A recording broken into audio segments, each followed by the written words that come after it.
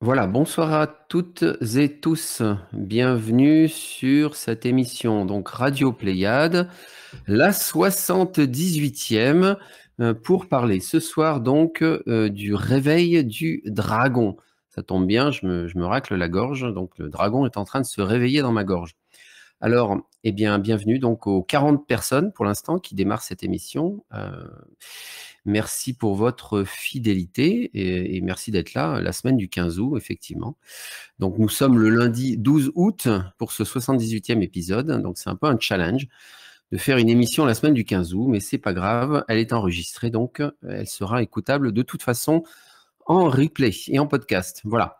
Et je vais vous faire une annonce pour démarrer.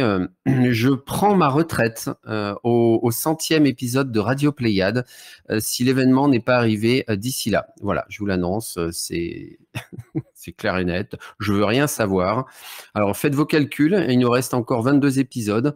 Et si dans 22 épisodes de Radio Pléiade, il n'y a toujours pas d'événement, eh bien je prends ma retraite. Voilà, ce sera la retraite du dragon, réveillé ou pas réveillé. Voilà, et alors ça c'était pour mon humeur du jour, on va dire. Et pour les annonces, les sérieuses, donc je vous rappelle que nous avons un Tenons la lumière ce mercredi 14 août à 21h avec le soutien donc, des chambres à tachyon. Donc la chambre à tachyon donc de Normandie et une chambre à tachyon de Bretagne, donc André et Gwen, hein, nos habitués. Donc merci à eux encore d'être présents. Donc en tenant la lumière, c'est quoi? C'est un demi-marathon ou un tiers de marathon, on va dire ça comme ça. C'est 1 heure d'exercice spirituel pour tenir la lumière pendant cet été. Voilà, et donc on va le faire ce mercredi 14 août, juste avant le grand week-end pour ceux qui partent en week-end. Et donc une autre annonce, oui, je ne sais pas si vous l'avez noté, mais le 1er septembre donc, de cette année est le 85e anniversaire du démarrage de la Seconde Guerre mondiale, donc ce grand massacre planétaire. Donc les forces sombres vont utiliser cette date pour y faire des rituels et tenter de déclencher certaines choses. Donc le 1er septembre et les jours suivants, tenez la lumière plus que jamais. Il y aura sans doute des méditations d'ailleurs qui seront proposées.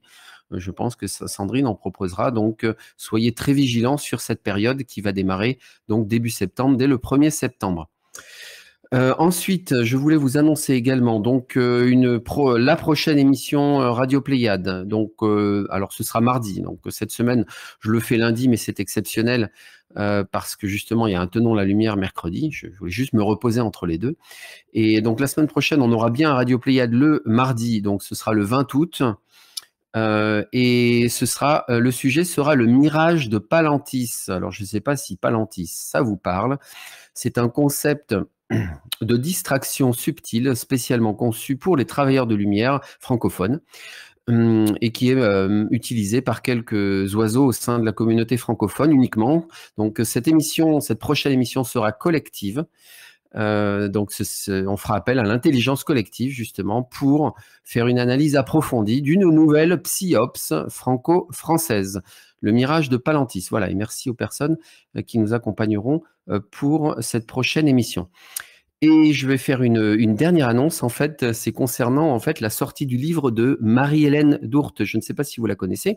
Elle fait partie de notre communauté, en fait. Elle interagit assez régulièrement, donc notamment dans le groupe autour de Radio Pléiade, notamment dans le groupe sur la communication animale. Donc voilà, elle nous a sorti un e-book donc, que je viens de découvrir et qui mérite votre attention. Donc c'est un roman court en format PDF. Donc son titre, c'est L'Aube bleue, le retour de la lumière.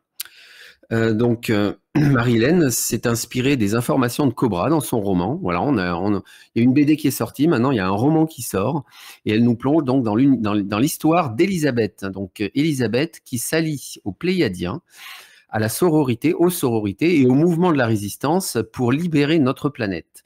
Donc c'est une fiction captivante, évidemment, puisque c'est notre réalité finalement, et pleine de révélations, donc qui a été conçue pour le grand public, une forme de divulgation douce.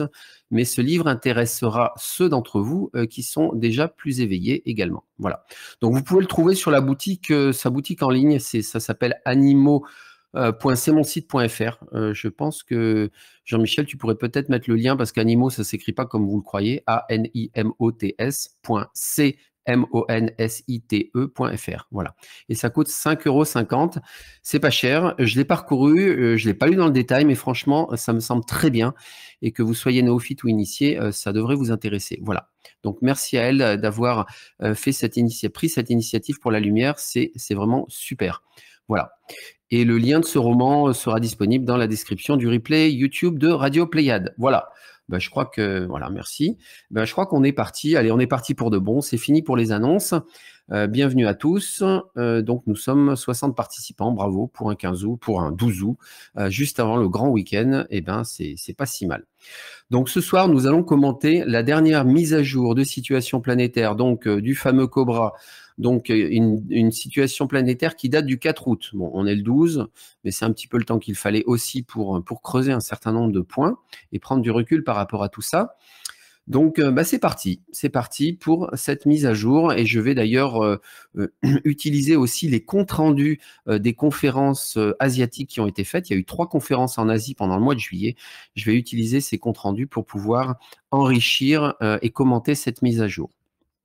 Et je vous laisserai la possibilité d'interagir, de poser des questions à certains moments particuliers. Si jamais il y a une urgence, levez la main quand vous le souhaitez, tentez votre chance. Et si je vois le lever de main, je pourrai vous donner la parole. Voilà, c'est parti.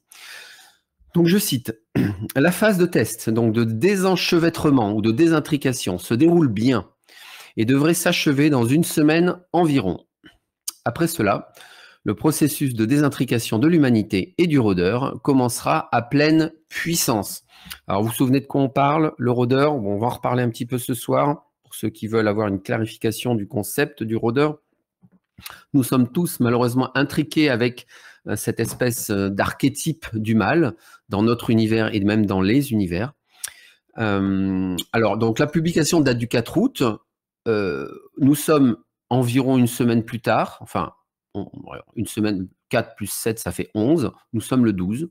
Donc, on peut dire, puisqu'il dit que ça commence à pleine puissance à peu près dans une semaine, eh bien, on peut dire que ça commence maintenant. Voilà. Donc, maintenant commence le processus de désintrication à pleine puissance après avoir fait quelques tests, peut-être sur vous. Je ne sais pas si vous vous sentez visé, mais moi, je suis un peu malade.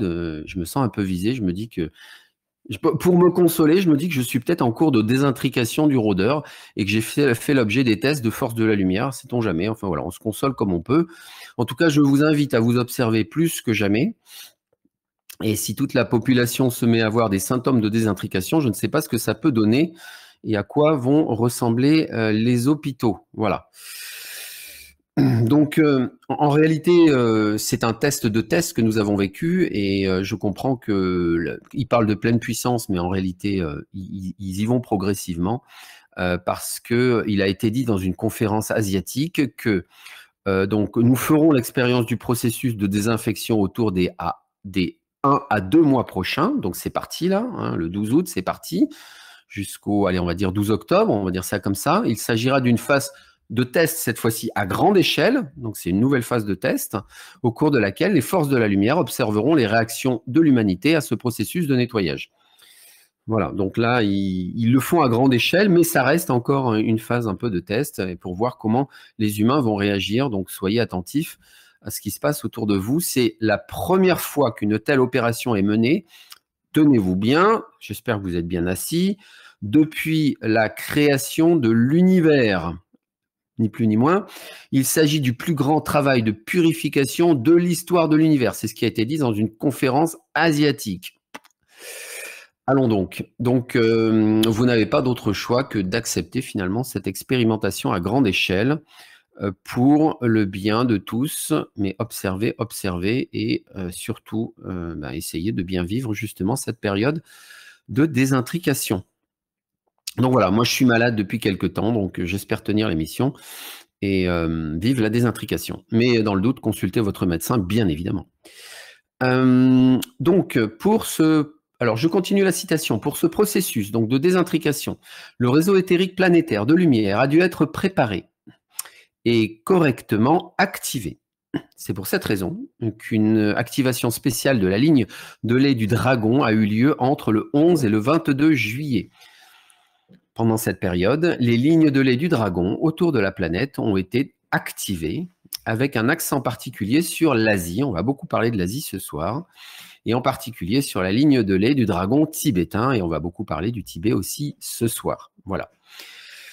Des ateliers d'activation du dragon ont été organisés en Asie pendant cette période, et vous pouvez lire les notes, donc, notamment sur le lien de Révolution Vibratoire, hein, qui s'appelle Synthèse des ateliers pour l'ascension en Asie en juillet 2024. Donc, il y a eu une conférence à Taïwan, un atelier à Taïwan. Donc, c'était après l'atelier de Paris, du coup, hein, pour ceux qui étaient avec nous à Paris. Il y a eu une conférence en Malaisie et il y a eu, donc Kuala Lumpur, je crois. Et il y a eu une conférence dans un autre lieu d'Asie qui est non dévoilé, même si c'est un peu un secret de Polichinelle, mais on ne le dit pas quand même. Voilà. Et donc, je vous donne un extrait de ces explications donc par rapport à l'énergie du dragon. Et donc, bienvenue aux nouveaux arrivants. Donc, nous sommes à 69. Beau chiffre. L'énergie des dragons est un archétype ancien issu de plusieurs races de dragons positives. L'énergie dragon originelle provient de la galaxie d'Andromède. Donc, ces races de dragons ont évolué dans différentes galaxies sous la direction de plusieurs races stellaires avancées. Les races de dragons positives protègent l'humanité et gardent la grille galactique de lumière. Elles défendent également l'ensemble de la Voie lactée et empêchent notre système solaire de subir des invasions obscures. Bon, alors là, je fais ma petite parenthèse. Hein. Bon, là, la mission n'est pas à 100% remplie, mais bon, il y a des raisons à cela, vous les connaissez. Hein, la Terre, le dernier bastion des forces obscures. Je continue la citation donc d'une conférence asiatique. Donc, les races de dragons positives évoluent donc notamment sur Antares, donc une étoile géante rouge. Vous connaissez Antares. Elle a une étoile bleue voisine, Antares B. Et donc Antares est à l'origine des dragons rouges et des dragons bleus. Donc, qui inspirent justement des sociétés secrètes sur Terre. On en reparlera tout à l'heure. Les dragons rouges sont plus orientés vers le physique. Ils sont responsables de la protection du monde physique. Les dragons bleus s'occupent du monde spirituel. Ils protègent les connaissances spirituelles authentiques. Alors, êtes-vous plutôt dragon rouge ou dragon bleu? Moi, je me sens à la fois un peu dragon rouge et un petit peu à la fois dragon bleu. On va dire, ça dépend. Ça dépend des fois. Donc, outre Antares, il y a aussi Aldébaran. Les êtres d'Aldébaran entraînent certains dragons à suivre la lumière et à protéger ce secteur de la galaxie. Avez-vous déjà rêvé de dragons? Peut-être, si c'est le cas, peut-être avez-vous une certaine connexion avec ces races galactiques, donc qui protègent à la fois notre galaxie et notre système solaire. Et les Asiatiques connaissent très bien le rôle de protection des dragons, puisqu'on le retrouve dans la mythologie asiatique, on le retrouve beaucoup. Voilà. Donc, activer l'énergie du dragon signifie réveiller l'énergie masculine divine positive. Donc, nous sommes entrés dans un cycle positif en 2012, donc dans le but d'initier l'énergie divine féminine. On en a beaucoup parlé, Cobra en a beaucoup parlé, et puis ça a fait réagir pas mal de gens, et beaucoup se sont dit, mais bon, c'est bien beau de parler de l'énergie de la déesse, etc. Mais alors, l'énergie du héros divin, l'archétype du héros divin, elle est où? Eh bien, justement, c'est maintenant. C'est maintenant qu'on en parle. Ce processus d'activation donc de 12 ans était nécessaire pour harmoniser la transformation ultérieure. Nous avons maintenant besoin de l'énergie masculine divine pour réaliser davantage de percées et prendre des mesures physiques. Voilà, à tous les hommes qui ont cette part divine masculine en eux, ce message est pour vous. Maintenant, il faut la mise en action. L'implémentation concrète dans le plan physique, voilà, nous y sommes. La préparation est terminée. L'énergie du dragon représente l'archétype du héros divin, c'est l'énergie du masculin divin, de la percée et de l'événement. C'est l'énergie qui permet de prendre des mesures concrètes dans le monde physique. C'est plutôt des bonnes nouvelles. Les forces obscures ont fait tout ce qu'elles pouvaient pour empêcher ces événements. Elles ont presque réussi, mais elles ont finalement échoué. Ouf, j'ai envie de dire. L'activation de l'énergie du dragon a commencé le 11 juillet et a été couronnée de succès jusqu'à présent.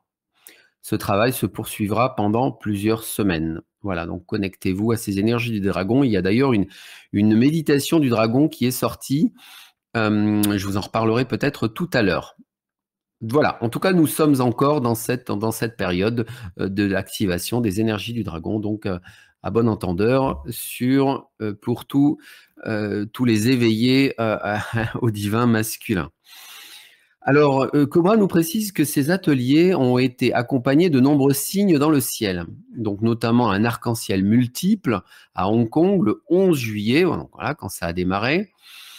Euh, alors, bon, je suis désolé, hein, je vais, je vais pas débunker, mais je vais jouer le rôle un petit peu de l'avocat du diable. En fait, si vous voulez, l'arc-en-ciel multiple, en fait, quand il y a un double rainbow, un double arc-en-ciel, en fait, il est toujours là en réalité, mais il est rarement visible. Et d'ailleurs, il est inversé dans l'ordre des couleurs, hein, puisque c'est des phénomènes de réflexion qui sont naturels. Mais moins fréquemment encore, il arrive qu'il y ait même un troisième arc qui soit visible et qui est inversé aussi par rapport au second, et donc qui est identique au premier arc-en-ciel. Donc, bienvenue aux sceptiques, mais je crois que l'arc-en-ciel donc de Hong Kong ressemblait à un arc-en-ciel triple. C'est pour ça que Cobra parlait d'arc-en-ciel multiple. Alors voilà, est-ce qu'il était là euh, comme un simple phénomène naturel ou comme un signe avant-coureur de quelque chose? À vous de voir. Donc, il nous parle aussi de nuages de flammes solaires en Malaisie, donc le 18 juillet, juste après l'atelier en Malaisie. Et également un nouvel arc-en-ciel multiple à Hong Kong le 20 juillet. Et alors ça, c'est ce que je préfère, je ne sais pas pourquoi, une tempête violette à Lhasa, donc au Tibet, donc juste après l'activation de la ligne du dragon tibétain le 21 juillet. Donc, je continue à jouer un petit peu les tristes cires. La couleur des éclairs, en fait, ou ce qui nous paraît comme tel, nous renseigne sur la composition de l'air, mais parfois aussi sur la distance à laquelle nous les observons. Un éclair blanc signifie que l'air est plutôt sec, l'éclair bleu indique la présence de grêle, l'éclair rouge ou violet, la présence de pluie dans le ciel, comme sur la photo qui vous a été présentée dans la fameuse mise à jour. Enfin, l'éclair jaune signifie qu'il y a du sable dans l'atmosphère. C'est le cas notamment lorsque les vents du sud soufflent très fort en altitude depuis le Sahara jusqu'en Europe. Alors, signe du ciel, à vous de voir. C'est comme les synchronicités. Peut-être que finalement, ce sont les accumulations qui comptent et peut-être pas juste les phénomènes isolés. Et là, nous avons une accumulation de signes du ciel. Voilà. Et on manque tellement de signes en fait du ciel pour nous aider à tenir dans la durée, hein, puisque c'est très long, la libération planétaire, et ben, que je veux bien malgré tout acheter cela et dire que ben, voilà, c'est magnifique, c'est bien, un signe du ciel, j'achète. Voilà. Est-ce que vous auriez éventuellement, allez, je vous ouvre un tout petit créneau, donc est-ce que vous auriez éventuellement à ce stade de l'émission de ce soir une première question sur ces signes du ciel, sur l'énergie des dragons, sur les annonces qui ont été faites, bref, sur ce qui a été dit jusqu'à présent? Auriez-vous éventuellement une petite question, une petite réflexion?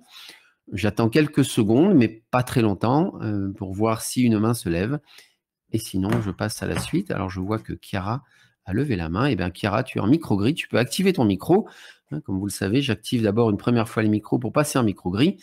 Et après, vous devez activer votre micro pour pouvoir parler. Chiara, nous t'écoutons. Est-ce que tu voulais faire un petit complément? Eh bien, non. Non, il ne se passe rien. Ok, eh ben je continue. Tant pis, Chiara, on en reparlera tout à Vous l'heure. m'entendez là? Vous m'entendez là? Ah oui, on t'attend, mais Je- qu'attendais-tu pour activer ton micro? Ah, mais je suis pas douée du tout pour les trucs techniques, hein. Je suis réfractaire. Enfin, bon, voilà. Bah, écoute, signe du ciel, nous on a vu à Paris, ça a été vu aussi à Lille, ou alors, enfin, signe du ciel, ou alors ligne de lait activée, mais on a vu des phénomènes absolument fantastiques, quoi. J'ai filmé un tout petit peu, j'ai posté quelque chose, il y a eu beaucoup de choses sur TikTok, sur Paris, pour Lille surtout. Bon, c'était vraiment le ciel qui devenait, le ciel nocturne devenait bleu ciel. C'était comme un stroboscope, ça c'est Lune Rouge qui a dit ça, c'est très bien, c'est une belle image.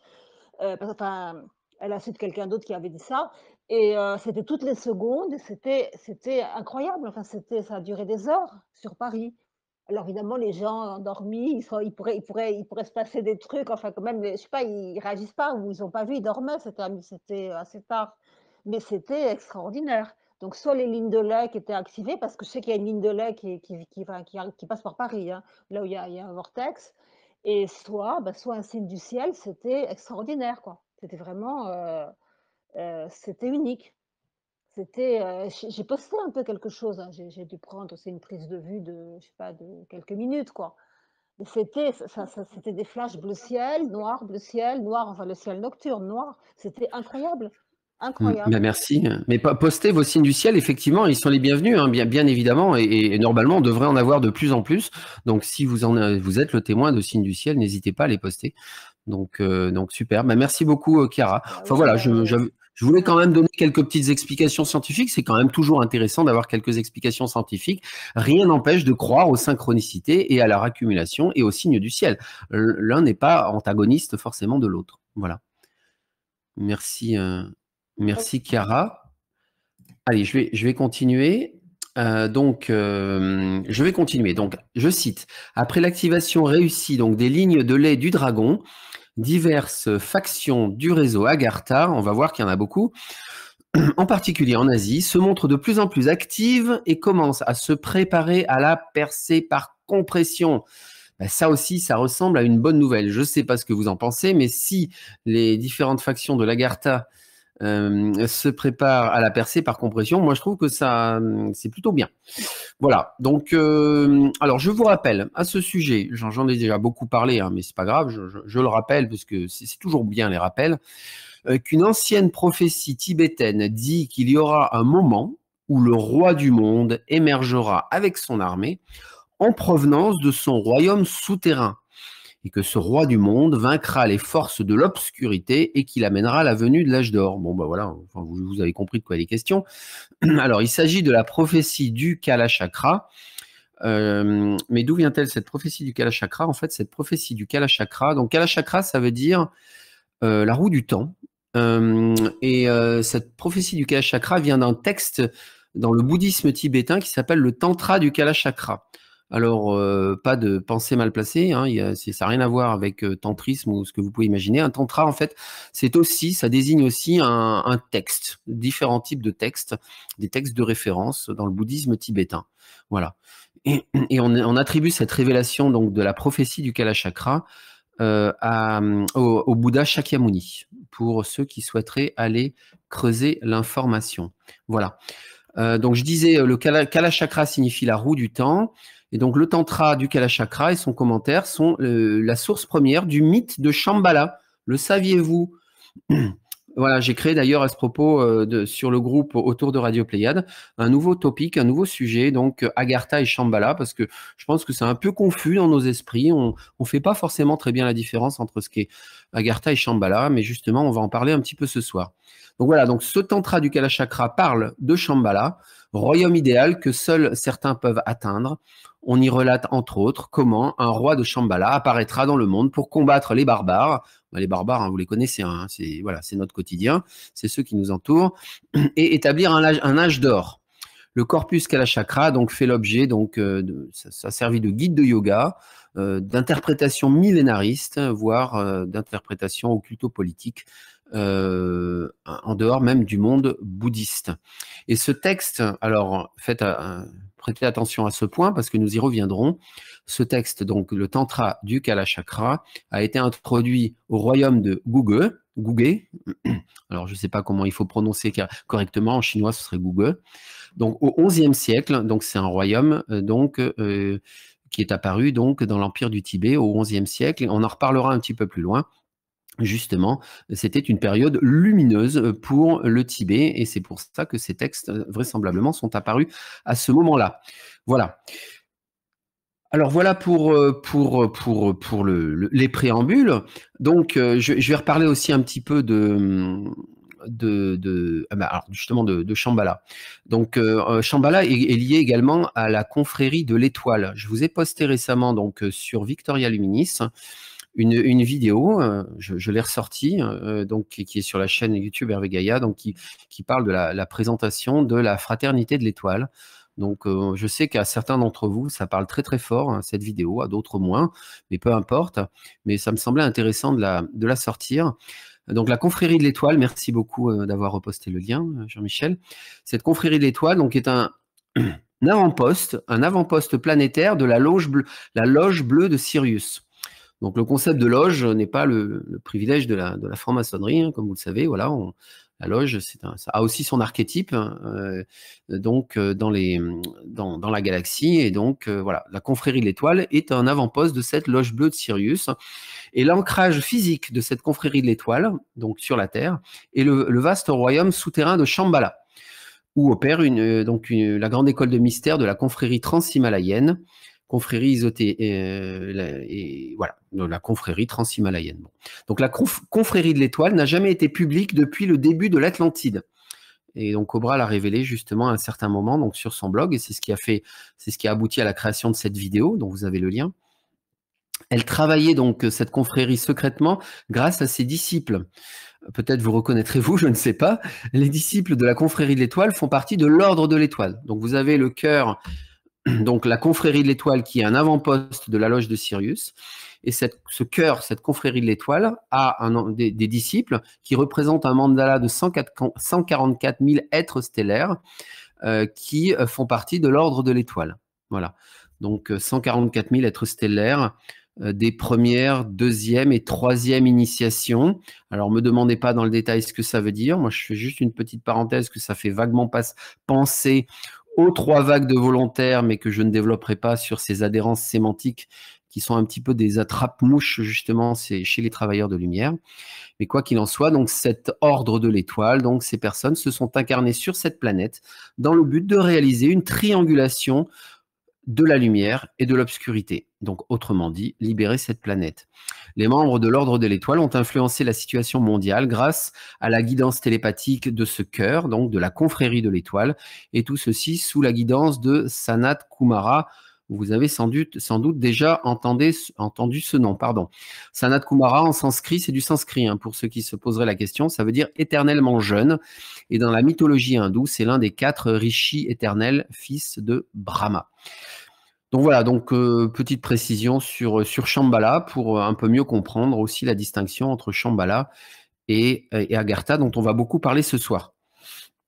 Alors, Cobra reprend la parole, donc il dit « Je vais maintenant mentionner quelques-unes de ces factions, donc ces factions de l'Agartha. » Alors, après avoir parlé un petit peu de Shambhala, je vais vous parler un petit peu justement de l'Agartha.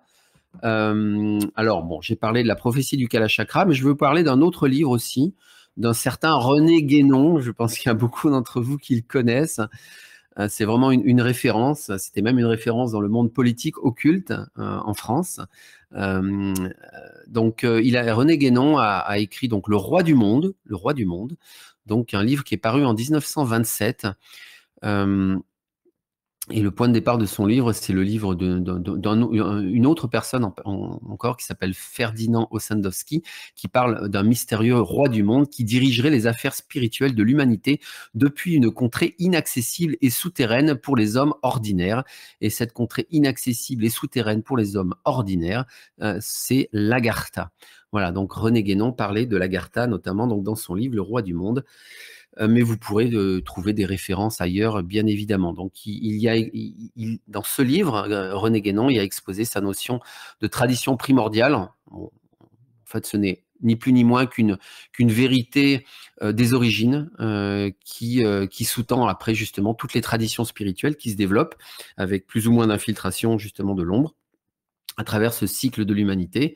Donc, ces vérités primordiales qui se perdent progressivement, justement, avec l'avancement du cycle que nous traversons. Voilà. Et donc, alors, c'est parti pour ces factions donc de l'Agartha. On commence par le réseau Blue Dragon Agartha. Donc, si on prend le terme chinois donc, et qu'on le met dans un traducteur, ça nous met lieu paradisiaque ou magnifique. Donc cette société, ce réseau donc du dragon bleu de l'Agartha a été créé sous la dynastie Tang et donc sous l'empereur Xuanzong pour ceux qui veulent faire des recherches. Donc c'est l'empereur Xuanzong. Alors ça s'écrit je vous le prononce en pinyin, mais ça s'écrit Xuanzong. Donc cet empereur a relié les grottes célestes au temple taoïste. Alors moi j'aime bien le terme de grotte céleste parce que ça résonne un peu comme un oxymore. Comment une grotte peut-elle être céleste? Mais enfin, t'as pas vu Avatar, il peut y avoir des grottes célestes, évidemment. Et donc le concept on parle aussi de grotte cieux. Donc ça faisait référence donc à une utopie constituée d'un ensemble de grottes interconnectées et cachées dans les montagnes divines. Et vous savez qu'il y a beaucoup de montagnes sacrées considérées comme telles en Chine. Voilà. Donc cet empereur, qu'est-ce qu'il a fait finalement? Il a connecté le taoïsme à ces grottes, ces grottes sacrées et donc au monde de l'Agartha à l'époque où vraisemblablement il y avait une percée de la lumière. Donc il y a eu une opportunité et il en a profité. Voilà. Donc je reprends la citation de Cobra. Donc cela a créé un réseau d'entrée opérationnel vers le monde souterrain. À cette époque, de nombreux maîtres taoïstes ont atteint un stade spirituel avancé. Mais lors de la rébellion d'An Lushan, alors je suppose qu'il n'y en a pas beaucoup d'entre vous qui connaissaient ça avant que Cobra n'en parle, lors de la rébellion d'An Lushan, donc ils ont presque tous été contraints de quitter la surface qui était devenue trop dangereuse et probablement qu'ils ne vibraient plus à la bonne vibration justement pour tous ces maîtres taoïstes qui avaient atteint un niveau spirituel avancé. Voilà. Et donc ces maîtres spirituels, ils ont profité de ce réseau nouvellement créé. Ils sont allés sous terre par le réseau d'entrée fraîchement créé et ont ensuite créé une civilisation souterraine de lumière, ou une civilisation de rupture, comme on pourrait dire, basée sur des principes taoïstes avancés. Ils ont découvert un ancien réseau Atlante doté d'une technologie avancée et ils existent maintenant toujours sous la Chine centrale et coopèrent avec, tenez-vous bien, les Aldébaraniens, les Antariens et les Andromédans. Ils influencent Wuhan, vous vous souvenez de Wuhan, on en a beaucoup parlé, et la surface essentiellement grâce à son vortex, le vortex de Wuhan. Voilà. Bon, difficile de demander des preuves tangibles de tout cela à Cobra ou à qui que ce soit, mais faites vos recherches, ressentez ce qui résonne en vous par rapport justement à cette histoire donc de cet empereur, de la connexion de ces grottes souterraines donc entre le taoïsme et l'Agartha, donc ces grottes cieux ou ces grottes célestes. Voilà. Prenez-le comme ça vous parle. Donc là, on parlait donc de l'Agartha du dragon bleu. Ensuite, il nous parle d'un autre réseau. Il nous parle du réseau de l'Agartha du dragon rouge. Alors, le rouge n'est pas nécessairement une couleur à connotation négative ou sanglante, bien évidemment. Donc, le réseau du dragon rouge a été créé donc après que la Chine, et en particulier Pékin, soit tombée sous l'occupation mandchoue donc de la dynastie des Qing. Les Qing, ça s'écrit Q-I-N-G. Donc après la bataille de Pékin, donc ça c'est pareil, vous avez des liens dans la mise à jour donc du 4, vous pourrez aller vérifier tout ça, vous avez des liens en français notamment. Donc après la bataille de Pékin, la capitale a été perdue par les Ming et de nombreux chefs militaires et prêtres taoïstes sont entrés dans la clandestinité pour former le réseau souterrain du Dragon Rouge sous Pékin. Donc c'est toute l'histoire de la Terre. Hein. C'est la lumière avance un pion.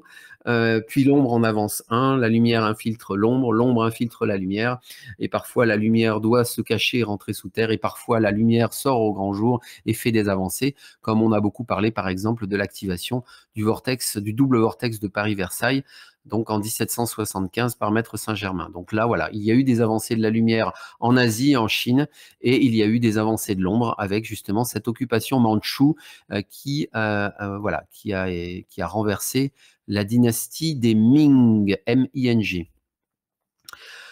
Alors, on va parler de triade un petit peu ce soir. Je ne sais pas si vous connaissez le concept, mais c'est un petit peu comme l'histoire de la franc-maçonnerie. Au début, c'est lumineux, et puis après, c'est infiltré, et ça devient un peu pourri. Donc, la triade originelle, c'était une société secrète qui est née en opposition à la dynastie mandchoue des Qing, justement, donc à la fin du XVIIe siècle. Donc voilà, on parlait de ces militaires et prêtres taoïstes qui ont dû rentrer dans la clandestinité. Donc une société patriote qui voulait restaurer l'ancienne dynastie Ming. Elle a soutenu donc pendant des siècles des révoltes. Alors je ne dis pas que pendant des siècles elle a été positive, Je vous cite juste un extrait concernant cette triade originelle. Et ses membres possédaient un langage codé. Ça, c'est important justement pour ne pas se faire écharper par l'ombre. C'est bien parfois d'avoir un langage codé. C'est pour ça d'ailleurs que des fois, on est obligé de se protéger. Donc, le langage codé, ça permet de se protéger. Ils avaient également des signes de reconnaissance et pratiquaient des disciplines de combat tenues secrètes. Voilà. Mais dès le début du 19e siècle, certains de ces membres ont rompu avec cet idéal des origines et puis la violence gratuite a commencé à s'installer. Et des loges de la triade originelle, aujourd'hui, il ne reste plus que des gangs de voleurs et d'assassins. Et on verra qu'il en reste encore des triades aujourd'hui. Voilà, mais c'est le parallèle avec la franc-maçonnerie est intéressant. Je ne dis pas que les francs-maçonneries sont toutes des gangs de voleurs et d'assassins. Non, non, je ne dis pas cela.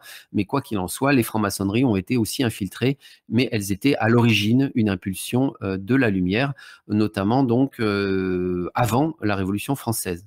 On en a un petit peu parlé de tout cela. Voilà. Donc ce réseau donc des dragons rouges de l'Agartha, hein, si vous n'avez pas perdu le fil, on est toujours sur les dragons rouges de l'Agartha, et merci aux 78 personnes qui nous écoutent, puisque c'est le 78e épisode de Radio Pléiade. C'était bien d'obtenir ce chiffre.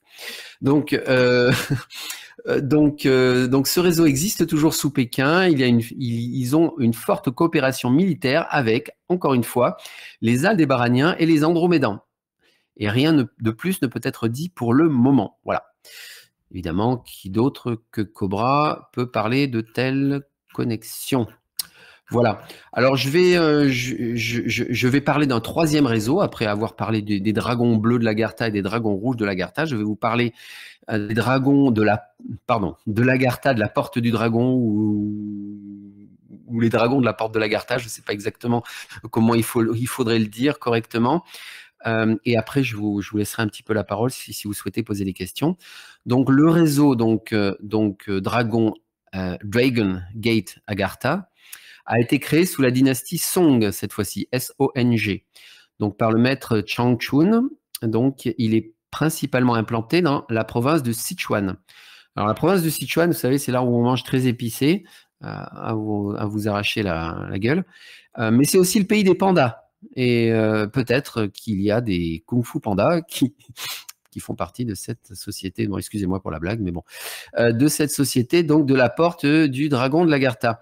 Et avec donc Chengdu. Chengdu est la capitale donc du Sichuan et c'est son vortex principal. Voilà. Voilà, le réseau du dragon de la porte du dragon de l'Agartha. Et il existe encore une autre faction donc dans la province du Fujian, F-U-J-I-A-N.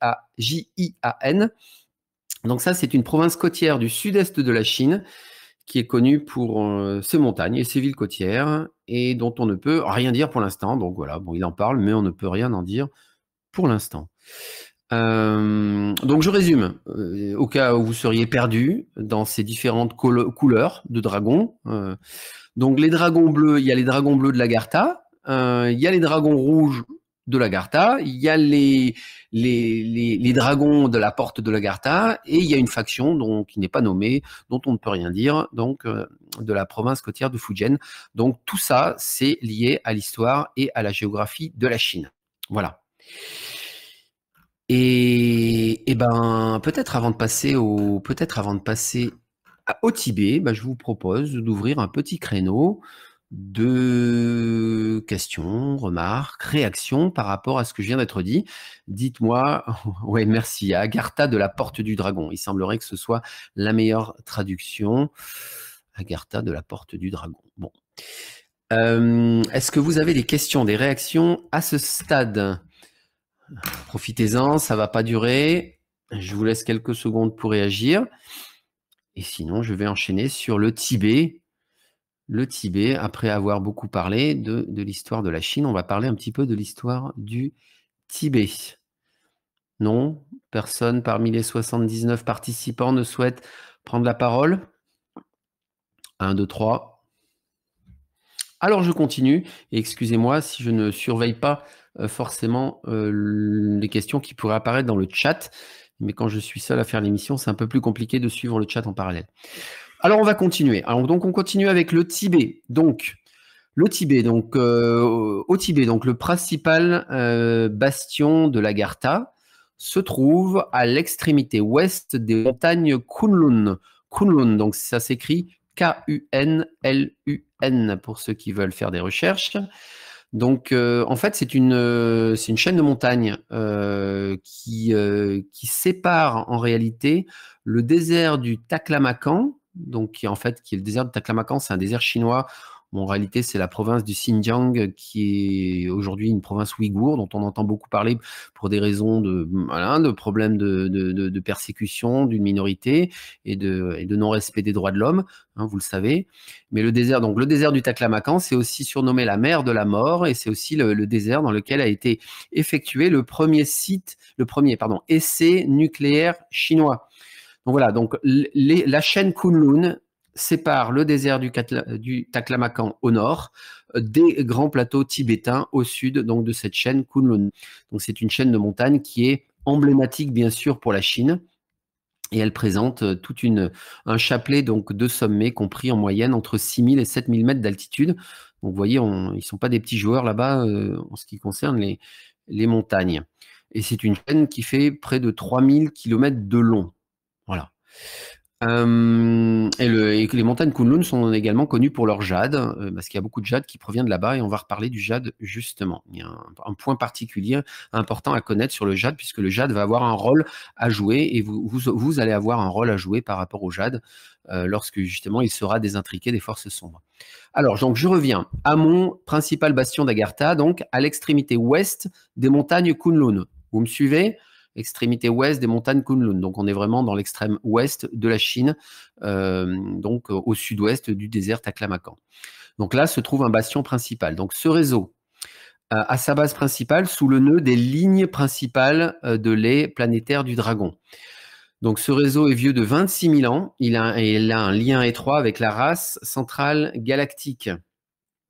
Il est également relié au réseau souterrain occidental des Atlantes et indirectement au mouvement de la résistance. Et cette base principale, ce bastion donc, de l'Agartha positif, possède aussi un avant-poste souterrain qui correspond territorialement à l'étendue du royaume de Guge. Donc, je vous en ai parlé tout à l'heure, vous vous souvenez, GUGE. Donc, quelques mots rapides. Donc, sur le royaume de Guge, donc le royaume de Guge ou Guge, donc entre le 10e et le 17e siècle, situé dans l'actuelle région autonome du Tibet, abrita une civilisation brillante et fut l'une des sources de la renaissance bouddhiste au Tibet. Voilà, avis aux amateurs de l'histoire du Tibet, avis aux amateurs de l'histoire du bouddhisme. Il y aurait sans doute plein de choses très très intéressantes à découvrir. Je sais qu'il y a un groupe de travail qui travaille sur des choses intéressantes à découvrir autour de Maître Saint-Germain, mais il y aurait sans doute plein de choses intéressantes à découvrir aussi pour ceux qui voudraient faire des recherches autour de cette civilisation brillante tibétaine. Et d'ailleurs, le simple terme de renaissance devrait vous générer un déclic, car nous sommes bien ici dans une influence positive à la surface de la planète, donc ce royaume de Guge. Je ne sais pas si vous me suivez encore, mais si vous me suivez par rapport à ce que je disais tout à l'heure, où je vous parlais du tantra du Kalachakra qui justement, en fait, est sorti, à l'impression, on va dire, qui est sorti donc a été introduit au temps du royaume de Guge au XIe siècle, pendant l'ère donc de la fragmentation de l'empire tibétain. Donc voilà, c'est le royaume de Guge a apporté de la lumière au Tibet et à la surface de cette planète pendant quelques siècles. Et donc le royaume de Guge est bien connecté à la lumière, mais faites vos recherches. Pourquoi y a-t-il un avant-poste de l'Agartha dans cette région en particulier ? Tout simplement parce que, enfin vous l'aurez compris, des vortex ont dû être activés, la lumière y a imprimé fortement sa trace et sans doute que l'ombre n'a pas pu contrecarrer suffisamment cette influence positive dans cette région de la planète. Et donc cette Agartha positif dispose un autre avant-poste situé sous le Tibet dont l'emplacement doit rester confidentiel. Ok, je ne sais pas pourquoi il nous en parle, mais bon, peut-être que vous pouvez vous y connecter par la pensée. Et de toute façon, Cobra donne rarement des coordonnées GPS de base souterraines. Voilà. Alors, avant de défoncer un nouveau cliché New Age, eh ben, je regarde juste si vous avez éventuellement une question, une réaction, donc sur ce qui vient d'être dit par rapport au Tibet, donc cet Agartha tibétain. Donc, vous commencez un petit peu, peut-être que les choses se clarifient un petit peu entre la distinction entre ce qu'on appelle Agartha et ce qu'on appelle Shambhala. Je ne sais pas, j'espère en tout cas pour vous que les choses se clarifient un peu. Et comme je ne vois pas de main levée, eh bien je vais continuer et je vais défoncer allègrement donc un nouveau cliché New Age. Eh bien non, l'Agartha, ce n'est pas qu'un monde de bisounours. L'Agartha, ça peut être aussi négatif. Et ouais. Vous en connaissez beaucoup des gens qui ont parlé de l'Agartha négatif? Moi, j'en connais pas beaucoup. Mais en tout cas, Cobra, il en parle et c'est aussi pour ça que je l'aime bien et que je le respecte parce que de temps en temps, il défonce des clichés et c'est quand même assez intéressant. Voilà, donc malheureusement, il existe également un réseau Agartha négatif dont le bastion principal se trouve sur le haut plateau tibétain, juste au sud des montagnes Kunlun, dont on a parlé. Alors, encore une fois, un Kunlun, c'est 3000 km de long, donc vous imaginez pas qu'ils sont juste à côté de l'Agartha positif. Donc au sud donc des montagnes le Kunlun et un petit réseau de bases souterraines autour de la planète. Donc, malheureusement, ils ne sont pas que au Tibet. Voilà. Donc le Kunlun, j'en ai parlé. Je ne vais pas revenir là-dessus, mais du coup, ils ont eu accès à du jade et ils ont fait des choses pas bien, cet Agartha négatif. Et on va reparler du jade un petit peu plus loin. En tout cas, Cobra a pu dire la chose suivante, pour préciser un petit peu.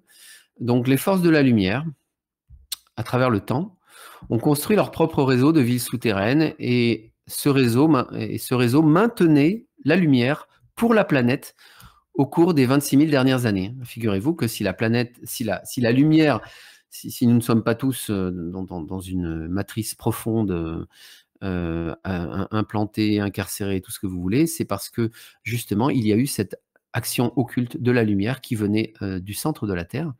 Donc, elle a permis de maintenir une part de lumière à la surface de cette planète, malgré toutes les horreurs qu'on a pu vivre à la surface de cette planète. Ça aurait pu être bien pire. Voilà.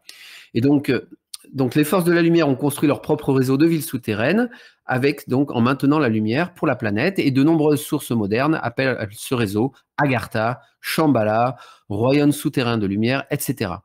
Mais il y a un mais. Les forces obscures ont également construit leur propre réseau souterrain et se sont alliés aux draconiens, aux reptiliens qui vivaient déjà dans certains endroits souterrains. Ils ont maintenu l'obscurité pour cette planète durant les 26 000 dernières années. Diverses sources modernes appelaient ce réseau aussi Shambhala, voire même Agartha, ou Royaume de Naga, ou Patala, je ne sais pas si vous connaissez ces termes-là. Donc, si quelqu'un parle du réseau Agartha, vous devez discerner clairement de quel réseau il s'agit. Et là, c'est Cobra qui parle. Donc, je répète, à ma sauce, quand on vous parle d'Agartha, du réseau Agartha, vérifiez avec votre interlocuteur de quel réseau Agartha vous parle-t-il. Parce que vous savez qu'il y a des canalisations et que les gens aiment bien canaliser beaucoup de choses parce que voilà, ça gonfle un peu l'ego. Et pourquoi pas canaliser l'Agartha? Certains l'ont fait. Ben, la question qu'on pourrait se poser, c'est est-ce le bon Agartha qui a été canalisé? Peut-être oui, peut-être non. À vous de faire fonctionner votre discernement. Et nous avons franchi la barre des 80. Bravo. Donc voilà, donc le cœur de ce réseau. Donc là, on parle d'Agartha négatif, hein, pour ceux qui nous rejoignent. Le cœur de ce réseau d'Agartha négatif est constitué d'Andromédans négatifs, donc en provenance de la galaxie d'Andromède, hein, c'est ça les Andromédans, qui sont arrivés sur cette planète il y a 26 000 ans et qui vivent aujourd'hui dans une immense base souterraine située sous un petit monastère bouddhiste insignifiant dans le nord du Tibet, au cas où vous voudriez le chercher. Sachez qu'il est insignifiant. Peut-être pour des chercheurs invétérés ou qui connaissent le Tibet, peut-être que cela est possible. Et donc ces Andromédans négatifs ont été rejoints par un petit nombre d'êtres extrêmement négatifs venus d'un autre univers lors de l'invasion Archonte en 1996. Donc eux aussi, ils ont eu leur renfort de forces obscures. Donc vous savez que Cobra, en fait, maintenant, refait référence à d'autres univers. Souvenez-vous que par le passé, il avait dit que tous les univers avaient fusionné. Et puis finalement, il a dit le contraire récemment et ça a beaucoup dérangé ses suiveurs, dont moi. Et donc, il s'est démenti récemment. Et en fait, nous, on en a fait une émission, je vous rappelle. On a fait une émission, donc Radio Pléiade numéro 75, qui s'appelle « Le retour de la lumière et les multivers », où nous avons discuté de cette notion complexe de multivers, d'univers déchu et de créateurs corrompus. Et donc, oui, il y a pu avoir des êtres extrêmement négatifs venus d'un autre univers qui sont venus renforcer le bastion des forces sombres, en tout cas cet Agartha négatif, sous ce temple insignifiant donc du Tibet. Alors je reviens au texte. Donc qu'est-ce qu'il nous dit, Cobra? Il nous dit donc donc ce bastion Agartha négatif, donc très versé dans l'occultisme, et ces entités peuvent, dans une certaine mesure, manipuler les plans non physiques autour de la planète. Donc comprendre les plans au-dessus du plan physique. Donc le plan éthérique, astral, mental, voilà. Et il collabore étroitement avec le rôdeur. Alors ça c'est curieux aussi. Donc on se demande bien comment cette coopération est possible. Ben, on va vous le dire, comment cette coopération est possible. Alors, je vais faire une petite parenthèse sur le rôdeur, qui suscite toujours beaucoup d'interrogations. Et pour cette parenthèse, je vais m'inspirer donc je vais m'inspirer des comptes rendus qui ont été faits donc de ces conférences asiatiques. Voilà, de cette synthèse des conférences de juillet, donc que vous pouvez trouver sur le site Révolution Vibratoire. C'est un très bon site, hein, je vous le recommande, au cas où vous ne le connaissez pas. Il est très bien. Moi-même, je m'y fais référence de temps en temps parce que je m'oublie. Notre corps, notre esprit et notre âme sont actuellement liés à des anomalies subquantiques. Les forces de la lumière nous aident à éliminer ces anomalies subquantiques de tout notre être. Donc, nous allons faire l'expérience du processus de désinfection au cours des 1 à 2 prochains mois. Donc, il s'agira donc d'une phase de test dont je vous ai parlé tout à l'heure, au cours desquelles les forces de la lumière observent les réactions de l'humanité à ce processus de nettoyage. Comme c'est la première fois qu'une telle opération est menée depuis la création de l'univers, donc c'est un travail exceptionnel, vous l'avez compris. Lorsque vous méditez, ça c'est important, lorsque vous méditez en tenant des météorites interstellaires, celles-ci peuvent aider les forces de la lumière à éliminer le rôdeur. Donc par exemple, pierre Sintamani galactite, colombianite, tektite tibétaine, verre libique, etc. J'en passe et des meilleurs. Donc pensez à méditer avec ces pierres parce que vous contribuez, vous aidez les forces de la lumière à éliminer le rôdeur. Alors le rôdeur, c'est quoi ce machin? Donc c'est une espèce d'archétype finalement du mal qui a infesté les univers et qui a survécu justement au cycle des univers. Donc ce rôdeur va disparaître du multivers, de notre multivers. Nous devons éliminer ce parasite cosmique pour mettre fin à la souffrance et à l'obscurité dans notre univers et tous les univers voisins, apparentés. Donc, c'est une entité parasite qui vit dans le monde subquantique. Alors, qu'est-ce que c'est que ce truc, le monde subquantique? Donc, c'est en dessous de la longueur de Planck. Donc, c'est tellement petit qu'on n'arrive même pas à l'imaginer. C'est une espèce en dessous du pixel de l'espace-temps. Donc, c'est au-delà du continuum espace-temps normal dans lequel nous vivons. Et aucune méthode issue du niveau espace-temps normal ne peut toucher le monde subquantique. Voilà. Donc, d'un point de vue de la mécanique quantique, on ne peut pas toucher le rôdeur. Cependant, il existe une solution donc qui consiste à se connecter à la source. Et on parlait tout à l'heure de se connecter à la source et d'utiliser justement ces météorites interstellaires. Et lorsque nous nous connectons à la source, elle peut intervenir dans notre monde de surface et dans le monde subquantique, éliminant ainsi le rôdeur. Donc le processus d'élimination du rôdeur s'appelle la sublimation. Bon, c'est aussi la sublimation, pour ceux qui font de la physique, je crois que c'est aussi le changement d'état qui passe directement de l'état solide à l'état gazeux. Mais là, voilà, c'est un sens spirituel, on va dire, ou guerre spirituelle à ce terme de sublimation qui est donné par Cobra. Donc voilà, donc les fluctuations quantiques en fait permet au rôdeur finalement d'influer le continuum espace-temps. Il utilise les fluctuations quantiques pour nous influencer. Donc ces fluctuations se produisent à une très petite échelle, donc à la longueur de Planck. Le rôdeur peut influencer toute la matière formée par le biais des fluctuations quantiques.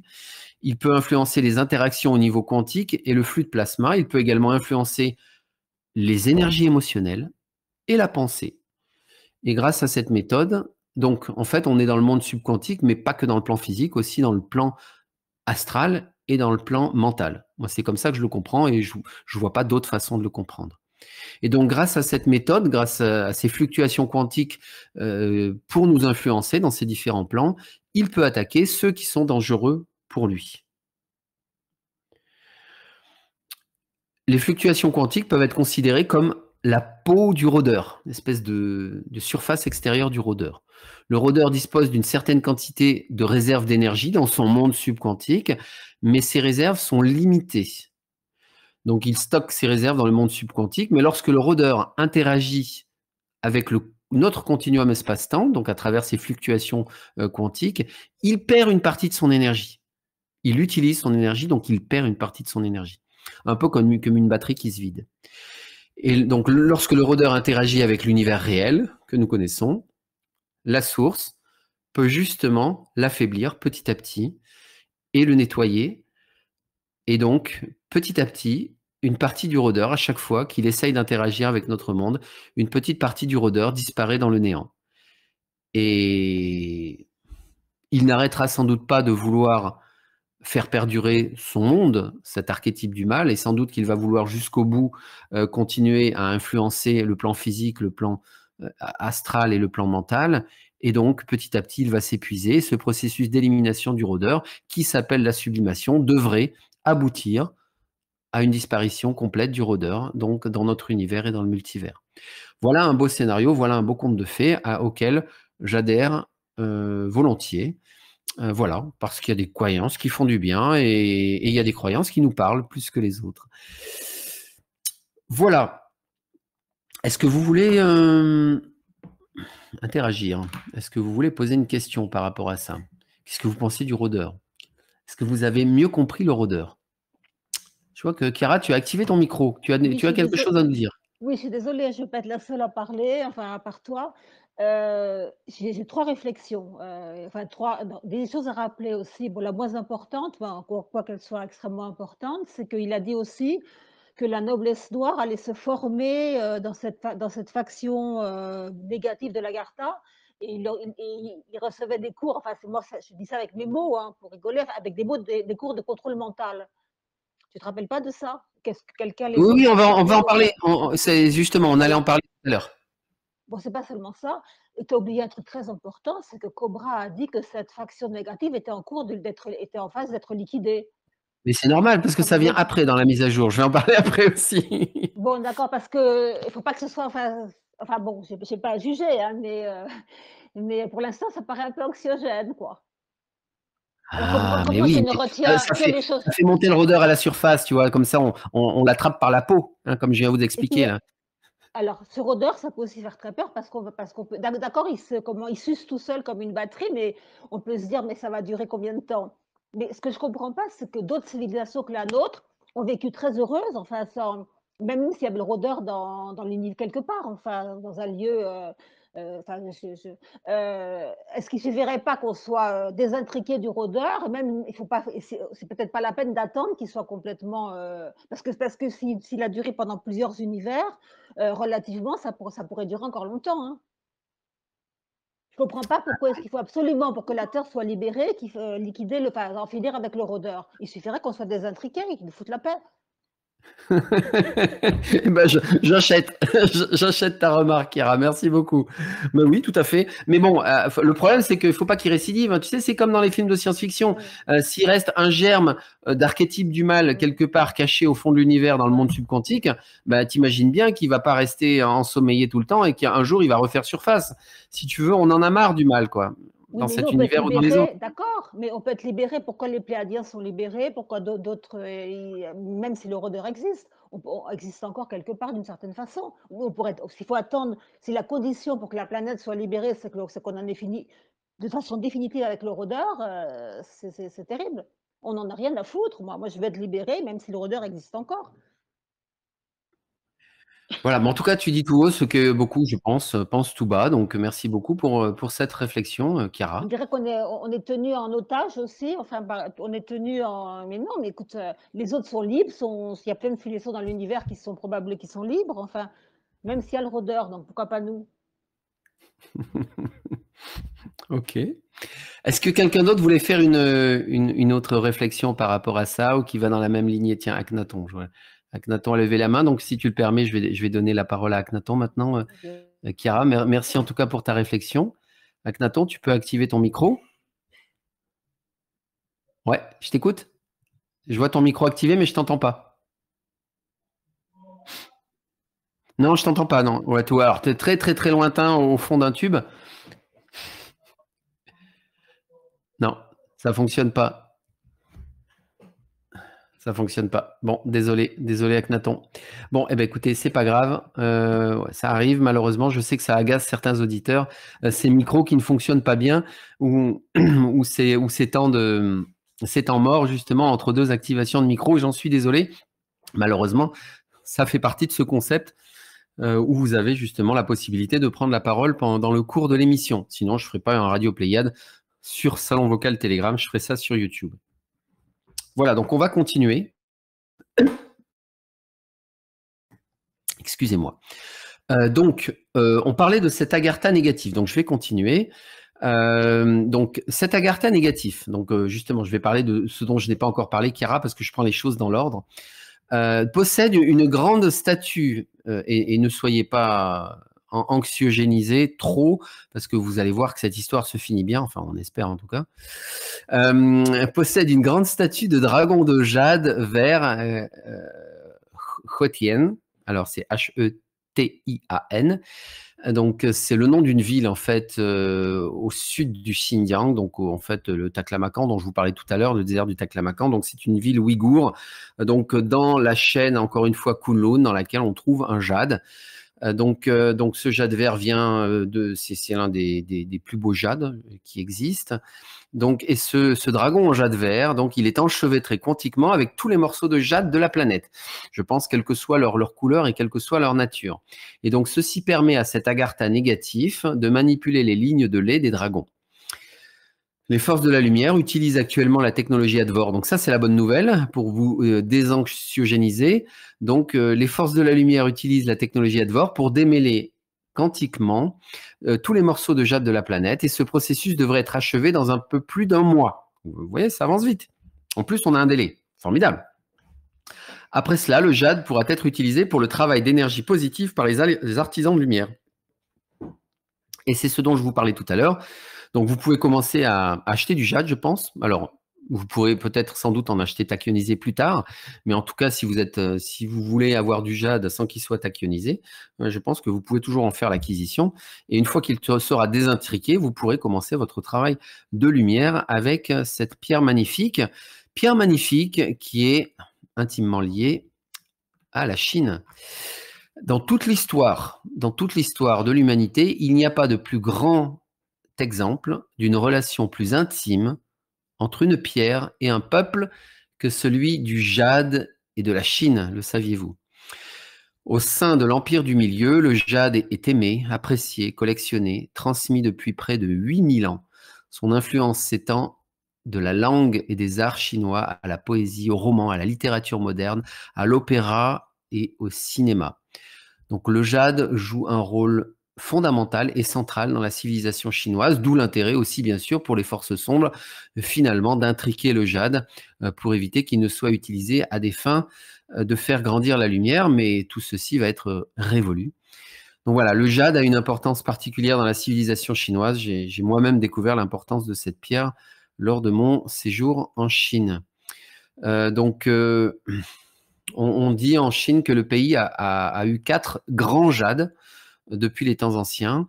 Donc, il y a eu 4 types de jade, donc les plus couramment utilisés, qui avaient le statut le plus élevé, donc sans doute de pureté, mais aussi de beauté. Et le jade Hotian, qui est utilisé justement par ces forces obscures provient donc de la province du Xinjiang, donc cette province ouïghour, est l'un de ses plus beaux jades. Voilà, j'ai un sentiment un petit peu de me répéter, mais bon, c'est toujours intéressant. Voilà, j'en ai terminé avec le jade, j'en ai terminé avec la relation entre le jade et la civilisation chinoise. Par contre, on n'en a pas complètement terminé avec cet agartha négatif qui, vous allez le voir, a une influence effrayante sur toute l'Asie. Donc, et donc, dans la suite de la mise à jour, justement, donc Cobra utilise le pronom personnel ils, ILS, pour parler justement de cet agartha négatif. Donc, moi, je vais préciser pour que les choses soient claires, pour éviter toute ambiguïté. Donc, je vais dire cet agartha négatif, donc influence grandement les familles de noblesse noire par l'intermédiaire de l'ordre négatif des dragons verts. Donc voilà, encore une coloration. Alors, on n'est plus dans le bleu, on n'est plus dans le rouge, on est dans le vert cette fois-ci, mais là, malheureusement, c'est négatif. Ah, zut. Bon, voilà. Donc, je vais vous donner quelques extraits pour illustrer justement. Donc là, dans un premier lieu, donc l'ordre négatif des dragons verts. Donc, l'ordre monastique du dragon vert donc serait arrivé au Japon en provenance d'Asie continentale au cours du 8e siècle après Jésus-Christ. L'influence et le prestige de l'ordre se sont développés au cours de la période Ashikaga, si vous souhaitez creuser, donc des 13e et 16e siècles jusque dans les années 1560. L'ordre entretenait un monastère solitaire dans les montagnes de Kihanto. Mais ils aiment bien se planquer, les forces sombres aussi. Il n'y a pas que les forces de la lumière qui se planquent, mais les forces obscures aussi, elles ont su se planquer à travers les âges. Une étiquette religieuse, pardon, je précise, et là c'est mon commentaire, une étiquette religieuse n'est pas un gage de lumière, comme vous le savez, hein, et tous ceux qui ont souffert de l'Inquisition ont bien intégré cette vérité. Donc voilà, donc c'était un ordre monastique, l'ordre monastique du Dragon Vert. Et alors, on va parler d'autres sociétés justement qui ont été influencées par cet agartha négatif.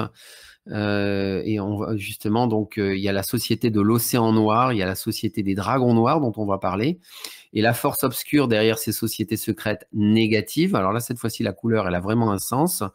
Donc la politique derrière ces sociétés secrètes, derrière la politique, derrière les jeux de pouvoir. Donc, c'est l'ordre du dragon vert, figurez-vous. Voilà. Donc, pendant une grande partie de leur histoire, les dragons verts ont été une secte monastique obscure et ostensiblement bouddhiste, considérés comme de grands maîtres zen dotés de pouvoirs permettant de voir l'avenir. Voilà, sans doute des pouvoirs donnés par les forces sombres ou par les traumatismes peut-être. L'ordre a guidé l'expansion japonaise depuis que les Américains ont forcé le Japon à s'ouvrir au monde extérieur en 1854. Donc voilà pour le dragon vert. Et donc, toujours par rapport à cet agartha négatif, donc c'est ce que tu voulais, c'est ce que tu attendais, Chiara. Certains membres importants des familles de noblesse noire, donc comprendre les familles de noblesse noire aussi européennes, occidentales, hein, moi c'est ce que je comprends, doivent se rendre dans des bases souterraines au Tibet pour y recevoir une formation sur le contrôle de l'esprit basée sur les traumatismes. Vous savez que ce sont des techniques qui sont en train de sortir au grand jour petit à petit. Donc, on sait que c'est très utilisé dans le monde du show business, dans le monde du sport de haut niveau, dans le monde militaire, dans le monde politique, etc. Donc, le contrôle de l'esprit par les traumatismes est devenu un sujet presque mainstream, pas encore tout à fait, mais on s'en approche. Donc par toutes les informations qui circulent actuellement sur les programmes de Mind Control MK, hein, MK Ultra, vous connaissez. Voilà, les poupées MK et compagnie, et confère à ce sujet donc la chaîne, la prolifique chaîne et d'une richesse incroyable donc d'Alexandre Le Breton. Donc voilà, donc pour les noblesses noires influencées par cet agartha négatif sur la base de traumatisme, super, ils vont se reprogrammer là de temps en temps, ils vont se faire traumatiser de temps en temps. Quelle belle vie que de faire partie de la noblesse noire, c'est de l'ironie bien évidemment.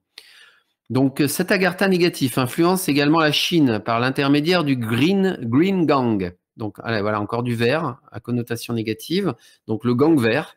La bande verte en chinois c'est traduit la bande verte, donc quelques mots sur le gang vert. Donc le gang vert, donc la bande verte ou gang vert, donc est une société secrète créée par une personne du monastère Shaolin. Ah zut, je pensais que c'était aussi positif les Shaolin moi.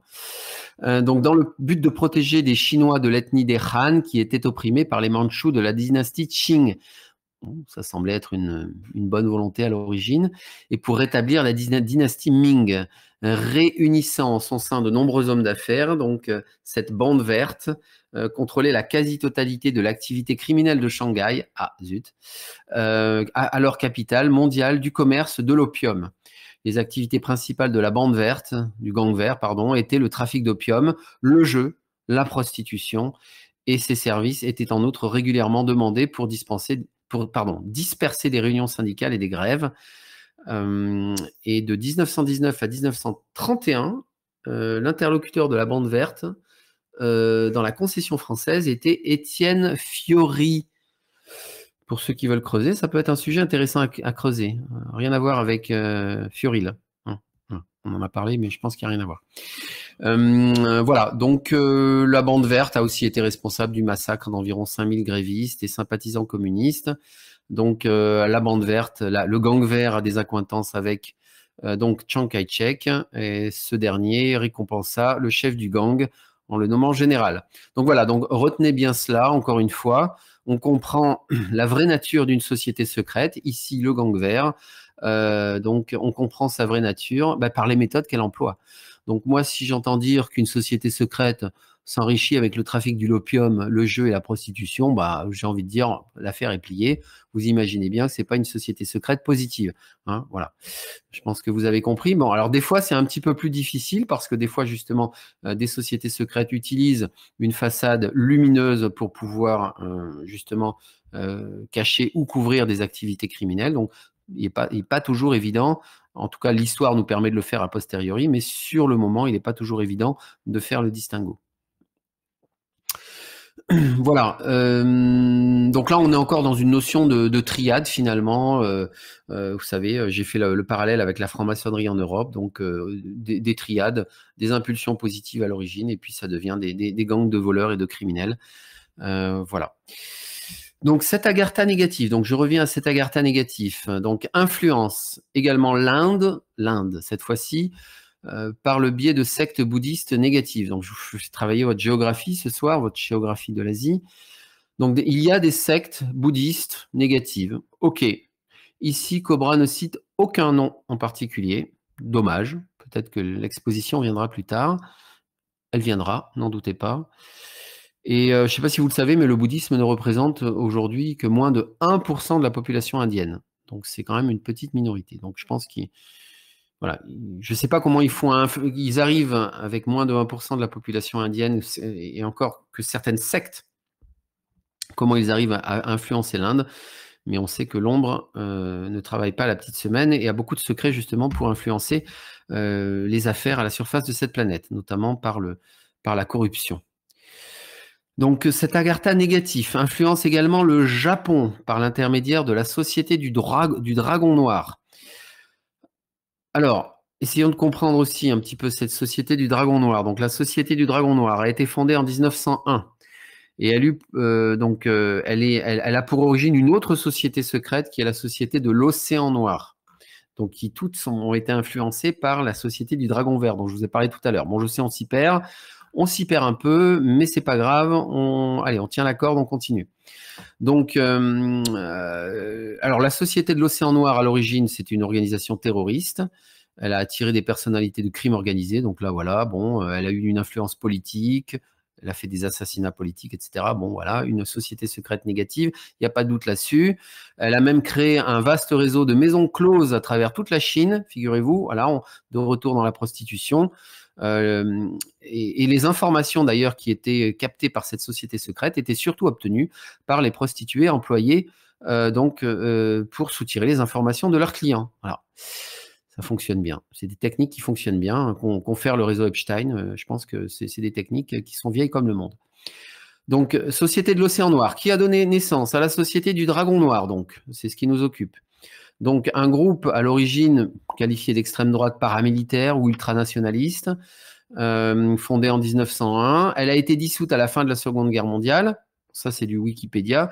Mais en réalité, vous allez voir que quand ils sont dissous, en général, ils changent de forme, ils changent de nom, et puis ils recréent quelque chose à côté dans la clandestinité.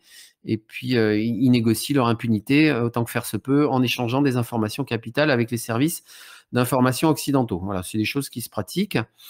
Donc, la Société du Dragon Noir, elle a utilisé avec brio la guerre psychologique, la propagande et la désinformation partout où elle a agi. Son action était dirigée à l'origine contre la Russie, mais elle a étendu ses activités dans plein de pays, donc en Asie du Sud-Est, en Éthiopie, au Maroc, en Turquie, en Amérique du Sud, mais aussi en Europe et aux États-Unis. Donc, vous voyez les ramifications que peuvent avoir ces sociétés négatives. C'est assez impressionnant. Donc, la Société du Dragon Noir fut dissoute par le commandement suprême des forces alliées en 1946, donc à la fin de la Seconde Guerre mondiale. Toutefois, un auteur qui s'appelle Brian Victoria, qui a écrit de nombreux ouvrages sur le bouddhisme et ses sectes, a écrit donc dans son livre Zen War Stories que la société a été recréée en 1961 sous le nom de Club du Dragon Noir, et ce club a repris les buts de l'ancienne société. Donc voilà, donc ce sont des sociétés polymorphes aux méthodes qui ne laissent pas de doute sur leur orientation, leur contribution pour les forces sombres. Voilà, j'espère que je vous ai pas perdu, encore 77 personnes sur le live, c'est bon, on tient la corde. Donc, on est toujours sur cet agartha négatif. Alors là, âme sensible, s'abstenir, bouchez-vous les oreilles. Cet agartha négatif est aussi responsable de la création de l'unité 731. Si vous n'avez jamais entendu parler de l'unité 731, eh ben, peut-être rester avec cette ignorance. C'est peut-être bien mieux que cela. C'est bien mieux comme cela. On va dire, j'accomplis mon devoir d'informateur et de commentateur de la mise à jour de Cobra. Donc, quelques informations sur les horreurs de cette unité 731. Donc, c'est une espèce de camp de concentration à la mode, à la sauce japonaise. L'unité 731 a été créée en 1932 et 1933 par mandat impérial. C'était une unité militaire officiellement. Officiellement, cette unité se consacrait à la prévention des épidémies et à la purification de l'eau. En réalité, c'était une unité militaire de recherche de guerre bactériologique par l'armée impériale japonaise. Elle a effectué des expérimentations sur les êtres humains, comme des vivisections sans anesthésie, ou des recherches sur diverses maladies comme la peste, le typhus, le choléra, en vue de les utiliser comme armes bactériologiques. Les expérimentations ont été pratiquées en Mandchoukuo, donc c'est l'état fantoche de Mandchourie, de la Mandchourie actuelle, qui était sous influence japonaise. Par largage aérien, ils ont fait entre 300 000 et 480 000 victimes. Cette unité 731 est reconnue responsable de crimes de guerre et de crimes contre l'humanité.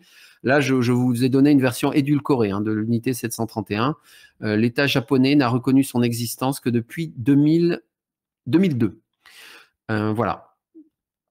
Donc, de terribles horreurs ont été commises pour, bien sûr, alimenter l'agri négatif de cette planète.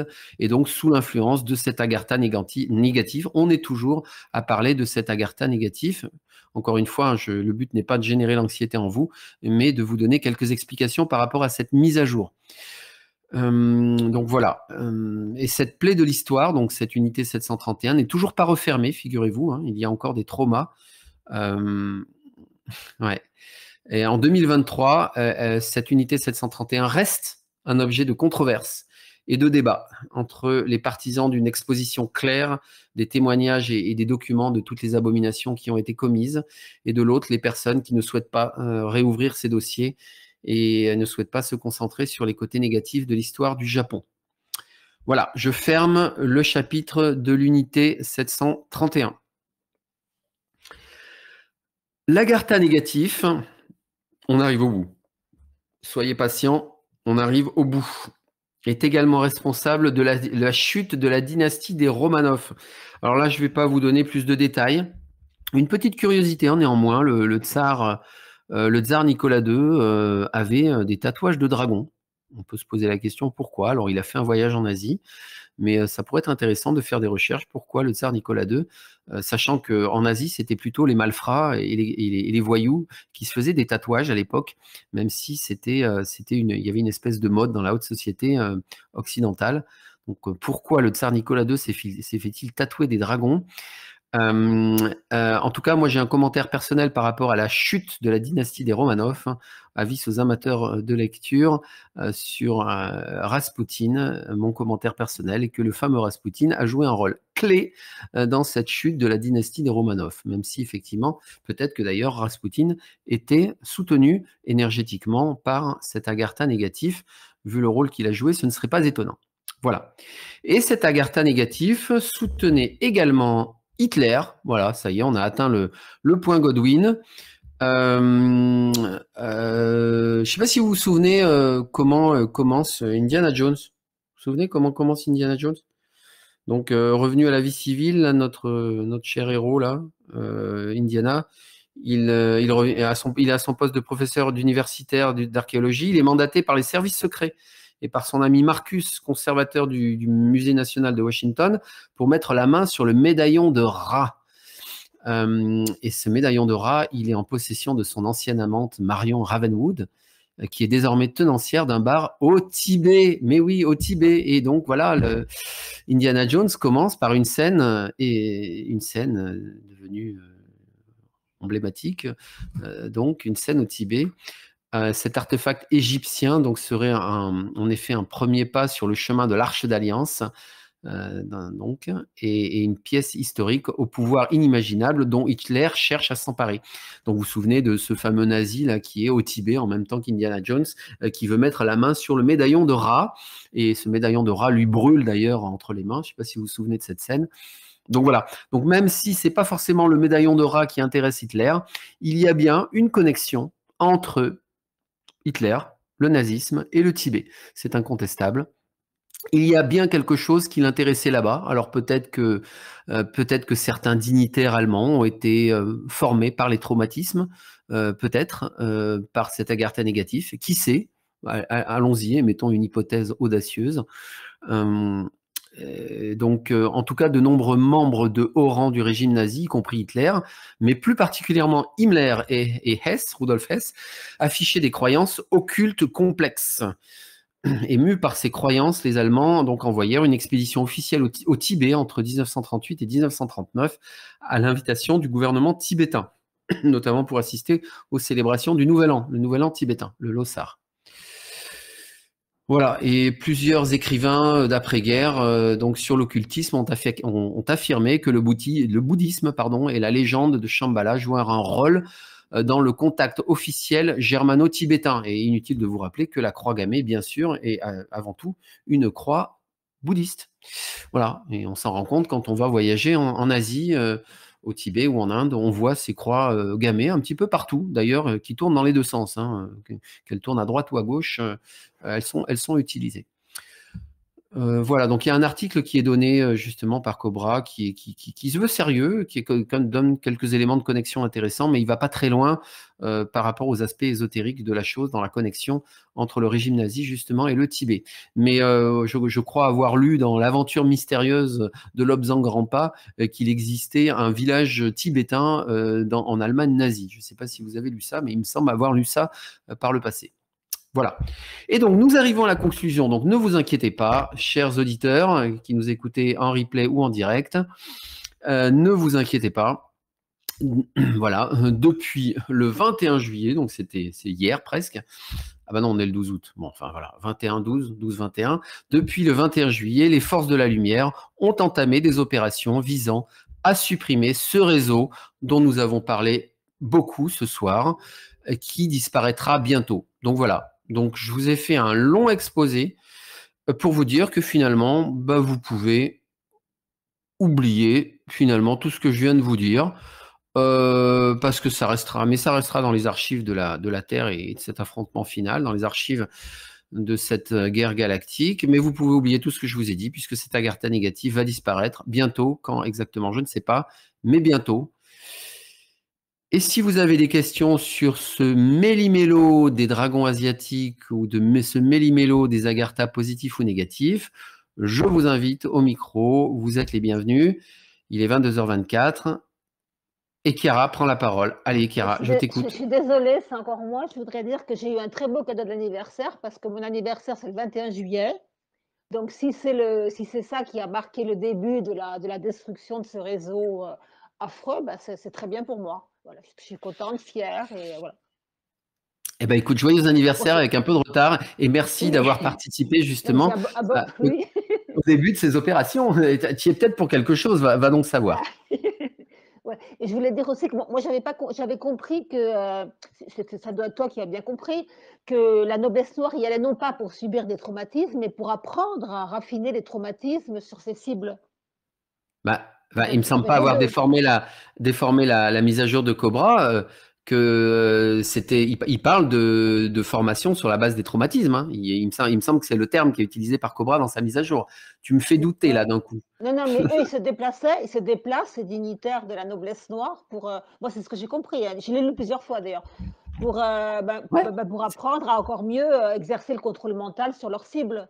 Mais Non, non, mais peut-être qu'effecti je recite pour éviter toute oui, ambiguïté, oui, hein, Kira, je peux me d'accord, permettre. d'accord, d'accord. Je cite Cobra.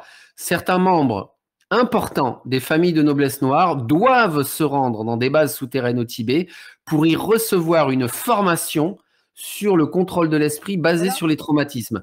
Donc oui, effectivement, euh, enfin c'est un peu ambigu. Moi, je l'avais compris comme quoi ils étaient eux-mêmes formés, mais ils peuvent être tout simplement formés pour pouvoir eux-mêmes après traumatiser effectivement voilà, des mmh. gens. Donc j'avoue, pour y recevoir une formation sur le contrôle de l'esprit basée sur les traumatismes. Ouais, ouais, c'est ambigu. Ah oui, oui, bah, Mais c'est ambigu. merci de relever cette ambiguïté, Kira. Je te Mmh, remercie beaucoup de la mmh, mmh. relever. Parce que Mm. sinon, s'ils vont là-bas pour, et on leur fait des traumatismes pour qu'après ils contrôlent mieux les autres, à ce moment-là, c'était vraiment le réseau sombre qui était à la tête de la pyramide du mal, au-dessus de la Mm. noblesse noire. Ouais, ouais. Donc Mm. une fois qu'on le liquide, eh ben, c'est bon quoi, tout le reste va venir après. Ouais, Et tout tant à pis si fait. le rôdeur existe encore, on s'en fout. Voilà. Voilà, Bon, moi, comme quoi qu'il en soit, depuis ton anniversaire, donc on s'en souviendra pour les siècles des ah siècles, oui, bah, ouais, je suis depuis le contente moi. 21 juillet, donc les forces de la lumière ont Ah, entamé des opérations visant à supprimer ce réseau. Donc eh merci, oui, Chiara. bah oui, voilà, bonsoir, Tu nous à offres un bientôt. moyen mnémotechnique. Voilà. Ouais, OK, voilà. Ouais, je te Salut à tout le remercie. monde. Est-ce que quelqu'un d'autre souhaiterait intervenir par rapport à tout ce gloubi-boulga de dragons asiatiques et d'agartha positifs et négatifs? Est-ce que... Allez, encore une fois, je vous laisse quelques secondes pour réagir. Dépêchez-vous. Après 1 heure et demie d'émission, je ne vais pas vous attendre longtemps. Bon, on a quand même bien avancé. Il reste encore quelques petits sujets à traiter avant la fin de cette émission. Merci pour votre patience. Allez, pas de main levée, je continue. Et en tout cas, merci Chiara, tu me sauves la mise. Euh, donc voilà, on continue. Alors, ça c'est un point intéressant, ça. Ça c'est un point intéressant qui a pu faire gamberger pas mal de monde. On va parler de Trump. On va parler de Q. Géopolitiquement, au cours de la période, donc du 11 au 22 juillet, donc des choses importantes se sont produites. Tout d'abord, les Pléiadiens ont utilisé la technologie Hathor pour déplacer la tête de Donald Trump juste 0,3 secondes avant qu'il ne soit touché par une balle, lui sauvant ainsi la vie. Alors moi, quand j'ai vu ça, moi, je me suis dit, ah, c'est trop fort. Alors là, moi, j'adore Cobra simplement par l'imaginaire qu'il crée. C'est-à-dire que tout a été dit, tout a été imaginé par les bandes Q, les complotistes, les contre-complotistes, les qui vous savez, enfin bref. Tout a été dit, mais pas ça. Non. Ça n'a pas été dit. Il n'y en a qu'un pour le dire. Utiliser la technologie Advor pour déplacer la tête de Trump juste avant que la balle ne le touche. J'adore. Personnellement, j'adore. Je ne sais pas pourquoi, mais c'est comme lire un bon livre de science-fiction. Donc voilà. Donc on a beaucoup parlé de tout ça. Moi, je vous conseille. J'ai écouté l'analyse d'Idriss Aberkan et je la trouve plutôt bonne.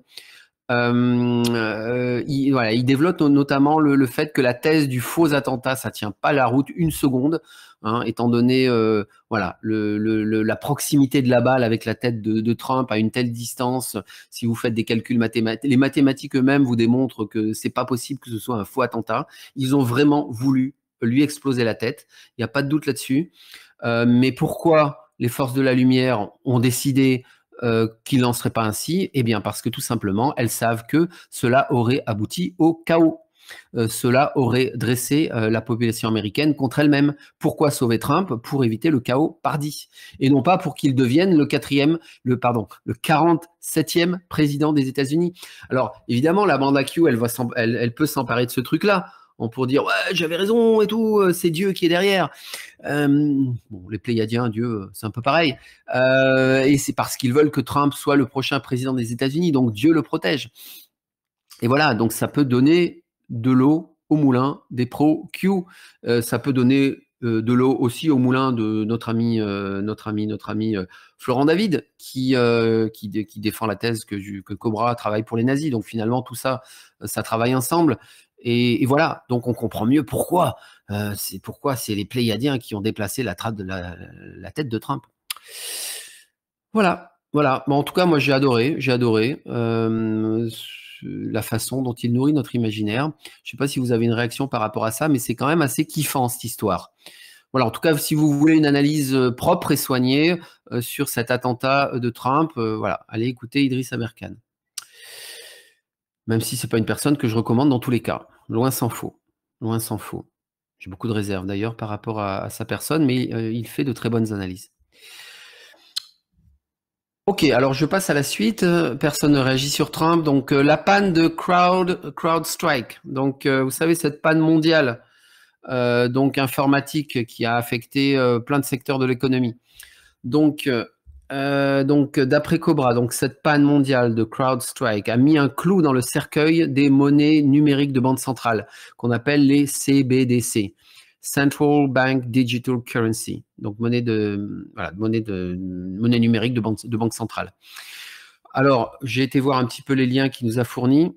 Alors, oui, mettre un clou dans le cercueil, pardon, c'est une traduction mot à mot d'une expression anglaise, en fait, qui veut dire donner le coup de grâce, en fait. Voilà, donc, pour Cobra, cette panne de CrowdStrike est une très bonne nouvelle pour nous. Ça veut dire que les monnaies numériques de banque centrale ne se feront pas. Voilà, donc on peut se poser la question du pourquoi.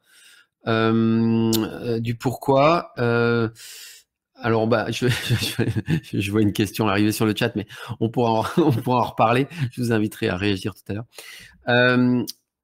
Alors, je commente ça. Donc, les dangers d'une dépendance excessive à l'égard des systèmes numériques. Donc, ont été une fois de plus mis en évidence à travers, elles sont mises en évidence à travers les pannes massives de systèmes informatiques et notamment à travers cette panne.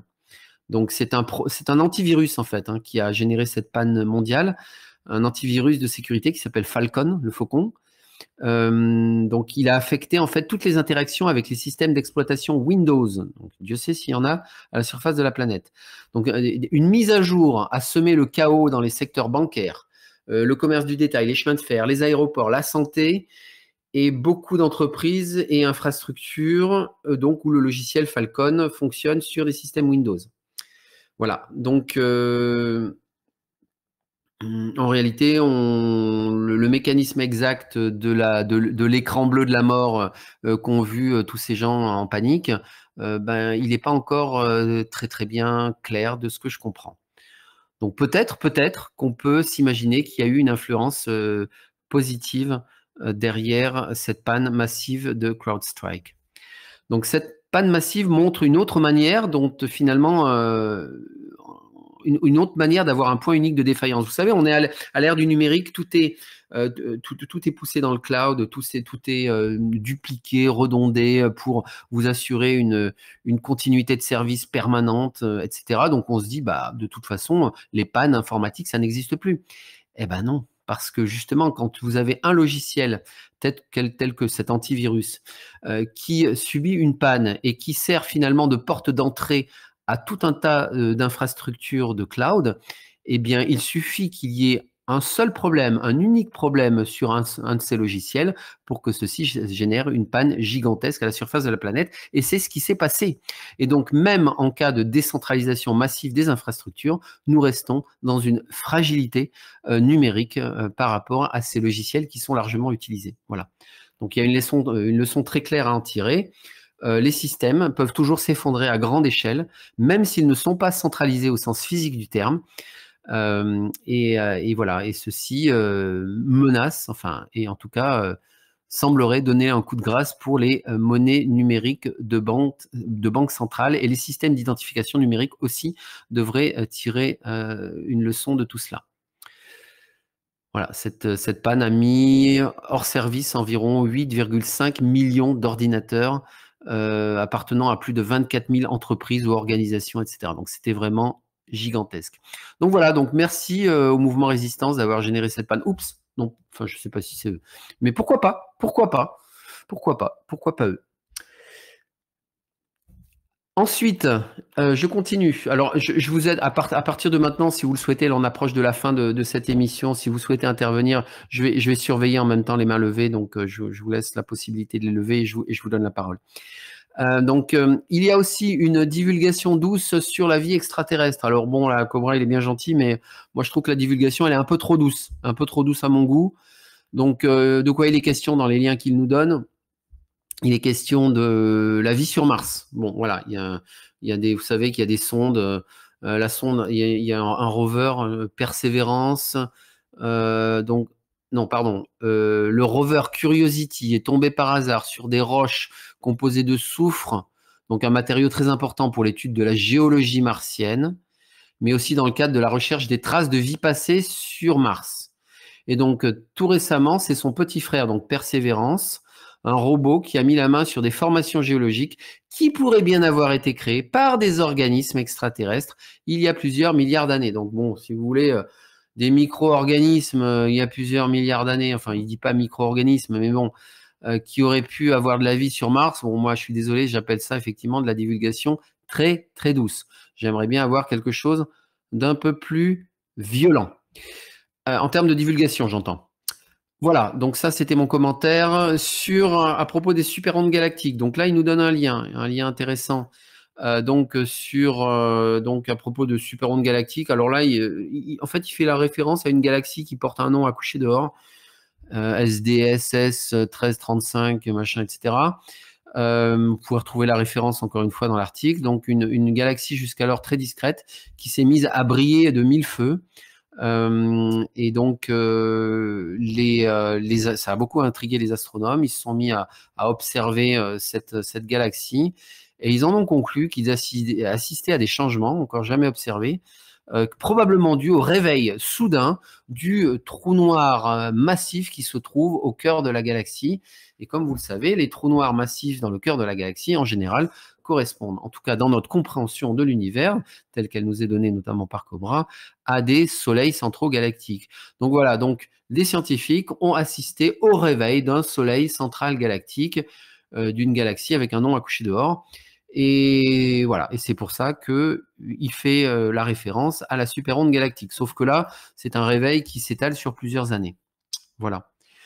Ensuite, il nous parle d'abondance de diamants dans le système solaire. Alors, abondance de diamants dans le système solaire, donc là, une référence à Mercure, la planète Mercure. Donc, que dit le lien qui a été donné?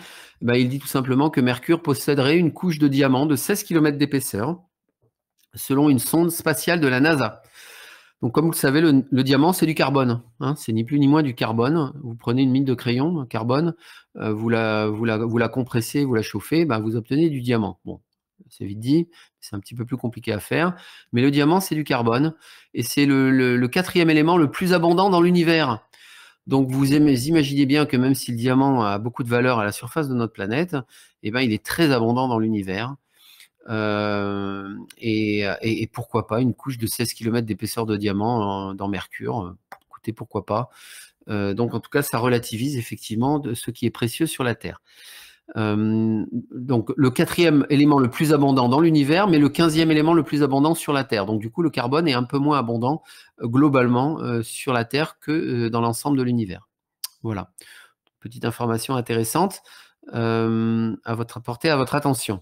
Ensuite, il nous parle d'une compilation intéressante sur le rôdeur et ses tentacules. Alors là, je vous invite à aller voir les liens qu'il a donnés sur un site qui s'appelle lurkerbuster-blogspot.com. Alors, Lurkerbuster, c'est un petit peu comme Ghostbuster, vous l'avez compris.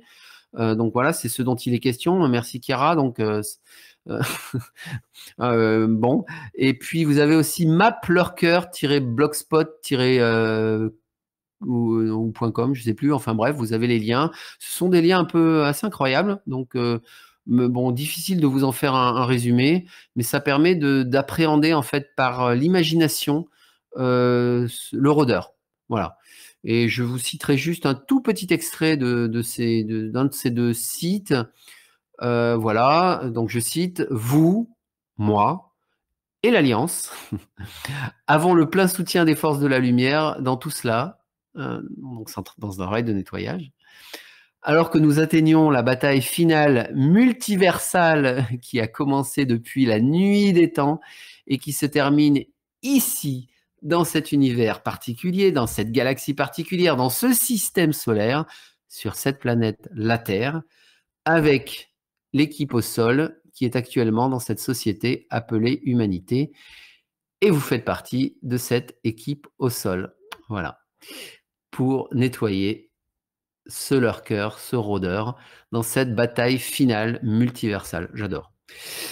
Voilà. Et d'ailleurs, vous avez une méditation sur le dragon que vous pouvez rejoindre si vous vous sentez guidé à la fin. Donc, à la fin de l'article que j'ai mentionné. Alors, j'ai publié donc la méditation du dragon donc sur Révolution Vibratoire. Vous pouvez la retrouver. Peut-être je vais vous donner quelques mots de cette méditation du dragon parce qu'elle est quand même intéressante. Méditation du dragon pour la libération spirituelle, elle fait 20 minutes. Alors, je ne sais plus s'il y a un audio qui a été fourni pour cette méditation. Quoi qu'il en soit, vous avez le protocole. Donc, un protocole habituel, relaxation, purification, définition de l'intention, invocation de protection. Et je vais m'arrêter sur le point qui est, à mon sens, le plus intéressant dans la méditation. Imaginez qu'un portail s'ouvre dans le ciel au-dessus de vous, libérant une colonne de lumière bleue qui vous entoure et pénètre le centre de la Terre. Simultanément, visualisez une autre colonne de lumière bleue s'élevant de la Terre, s'entrelaçant avec la première et fusionnant au niveau de votre cœur, signifiant une connexion profonde entre la Terre et la source cosmique. Et donc, je vous rappelle, l'émission Radio Pléiade numéro 76, pour ceux qui ne l'ont pas encore écoutée, que j'ai faite, que nous avons faite, qui s'appelle La percée de la lumière par compression et l'ouverture du cœur. Et finalement, cette méditation ne fait que reprendre ce concept du rôle majeur du cœur dans la fusion entre les énergies du ciel et des énergies de la terre, dans la préparation et dans la réalisation de la percée de la lumière par compression. Voilà, donc c'est ce point que je voulais signaler pour vous intéresser à cette méditation du dragon. Donc, il nous met en avant également une méditation très importante pour la paix au Moyen-Orient. Plus que jamais, il faut méditer pour la paix au Moyen-Orient. Donc, une méditation qui est proposée toutes les 4 heures. Et il termine la mise à jour de situation planétaire en recherchant un volontaire pour une mission spécifique dans le nord de l'Italie. Et donc, je pense que vous n'habitez pas dans le nord de l'Italie. Peut-être que je me trompe.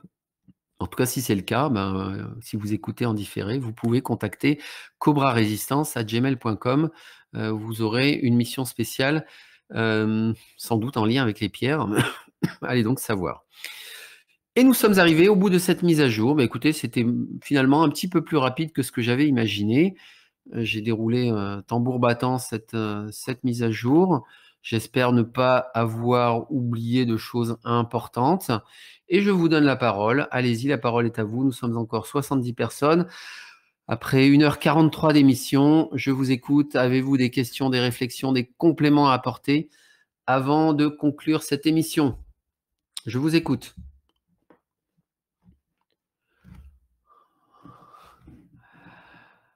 Alors, je vais essayer de voir un petit peu en même temps s'il y a des choses qui se sont dites sur le chat. Pour l'instant, je ne vous vois pas réagir. Alors, je vois que Bia a fait un commentaire sur la méditation, donc la méditation du dragon, je pense. La méditation pour la paix au Moyen-Orient a été repostée également.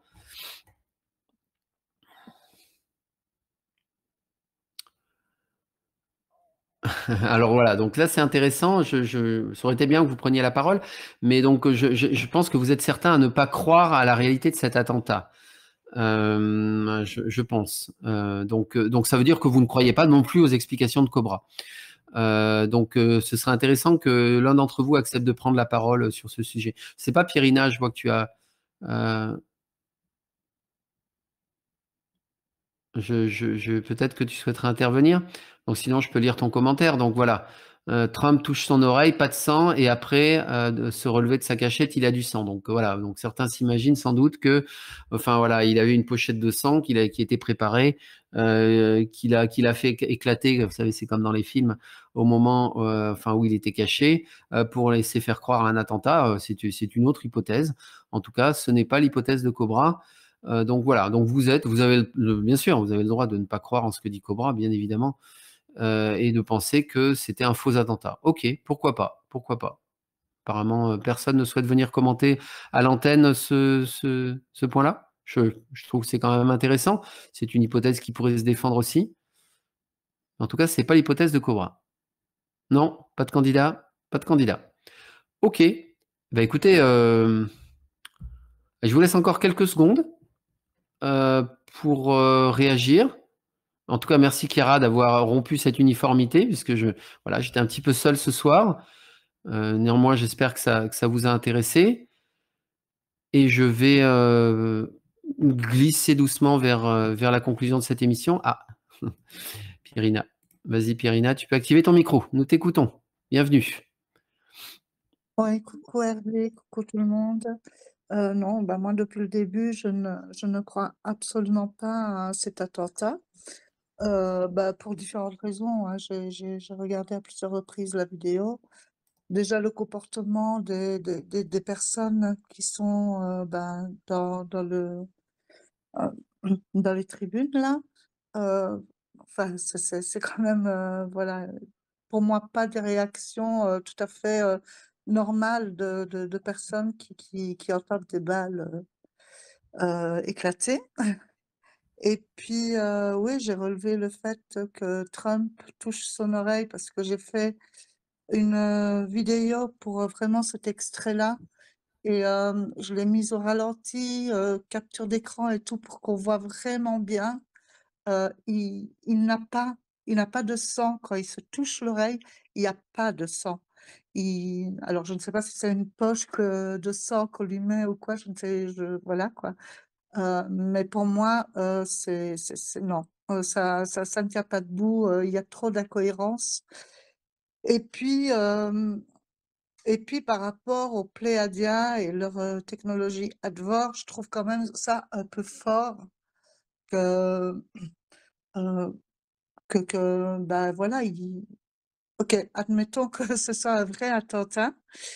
Admettons qu'ils aient, bon, avec leur technologie, déplacé la tête de Trump.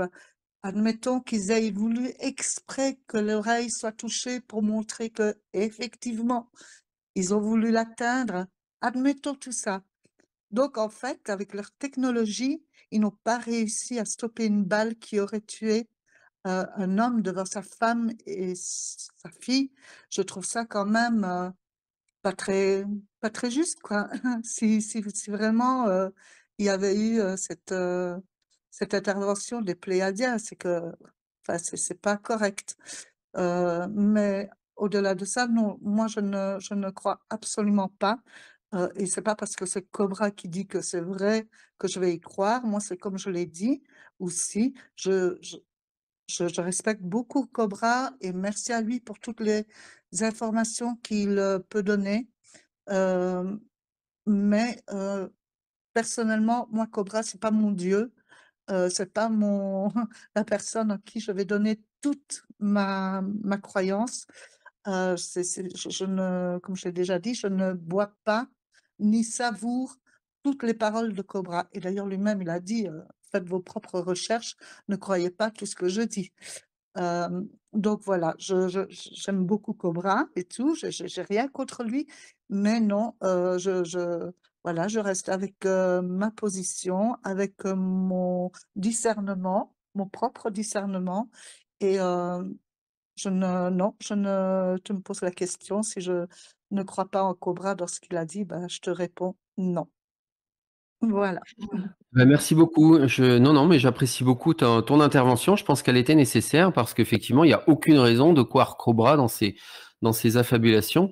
Moi, voilà, l'idée me plaît, tout simplement, par l'imaginaire que cela implique. Mais effectivement, alors moi, j'ai pas fait je sais pas, je me sens pas compétent. J'imagine que lorsqu'un tissu est traversé par une balle, je sais pas si le sang doit jaillir forcément instantanément, tout de suite, je ne sais pas. Mais en tout cas, je ne suis pas compétent pour répondre à cette question, mais je trouve que ton hypothèse, elle est tout à fait crédible et elle est même beaucoup plus crédible que celle de Cobra, en tout cas, quoi. Ça, c'est clair. Ça ne fait pas fonctionner l'imagination de la même façon, mais en tout cas, ta thèse est beaucoup plus crédible. Donc, merci de l'avoir exprimée sur cette antenne. Ben, merci à toi. Et chacun y va de toute façon de son propre discernement et de son propre ressenti. Donc, je respecte aussi tous les avis et ceux qui croient en cet attentat. Hein. C'est pas ça non plus. Mais voilà, moi j'ai ma position et je garde cette position. Je ne la changerai pas juste parce que Cobra a dit que. Voilà. Merci. C'est bien, voilà, et par là même, tu démontres que tu as du discernement et que tu n'es pas une groupie aveugle. Et c'est exactement ce qu'on demande à chaque personne qui suit Cobra. C'est exactement ça. Donc, merci de tenir cette position. Est-ce que quelqu'un d'autre souhaitait intervenir par rapport à tout ce qui vient d'être dit ce soir, par rapport à cette mise à jour et les compléments apportés donc, par les conférences asiatiques? Oui, Chiara, à nouveau, je vois Oui, ton micro. désolée, je pense vraiment que le sang ne jaillit pas nécessairement tout de suite, hein. Des fois, on croit qu'on n'est pas, enfin, on n'a pas eu des choses de cet ordre, mais qu'on saigne pas, puis le sang jaillit, hein, enfin, pas instantanément, quoi. Donc ça, c'est pas une preuve, hein. C'est pas un élément qui peut servir de preuve, ça. Pour le reste, moi, j'avais cru comprendre, mais j'ai peut-être une vision, c'est peut-être subjectif, hein, parce que moi, je veux l'événement, que si l'événement se produit bientôt, il faudra quand même que tout, aux yeux des gens endormis, paraisse acceptable. Et je pense que Trump est vraiment le candidat. J'ai compris, moi j'avais cru comprendre qu'il était vraiment le candidat des Pléadiens pour cette élection.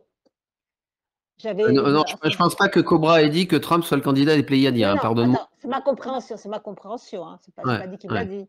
Non, ouais. pour que la transition se fasse, de la façon la plus naturelle, si elle a lieu, si l'événement a lieu bientôt, aux yeux de tous les gens qui ne comprennent rien, quoi, Alors, je sais je pas pense qu'il est si protégé, je crois qu'il est protégé par, c'est pas qu'ils adorent Trump, c'est pas que Trump, bon, moi j'ai une tendance à croire Cobra. J'ai vraiment, comment j'ai observé, ça fait 10 ans.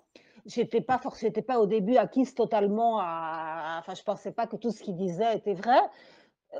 Au début en tout cas, mais mon expérience me fait ne pas douter des informations de ce qu'il dit, des informations qu'il dit recevoir des Pléiadiens.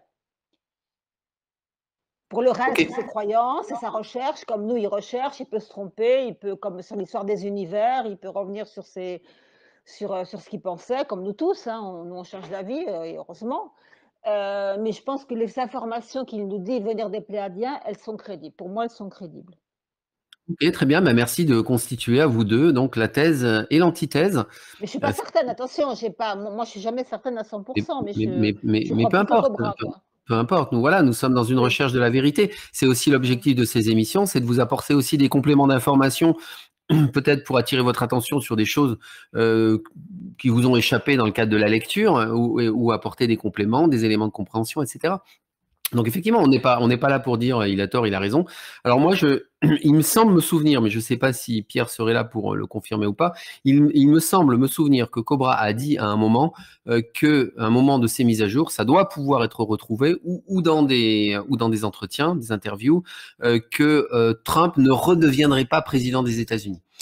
Il me semble avoir lu, voilà, chez Cobra. Après, Oui, on sait qu'il je s'est contredit confirme. aussi, hein, par le passé. Cobra s'est aussi contredit sur certaines choses. Je confirme, Hervé. C'est ce qu'il a dit. Très bien, merci Pierrina, merci.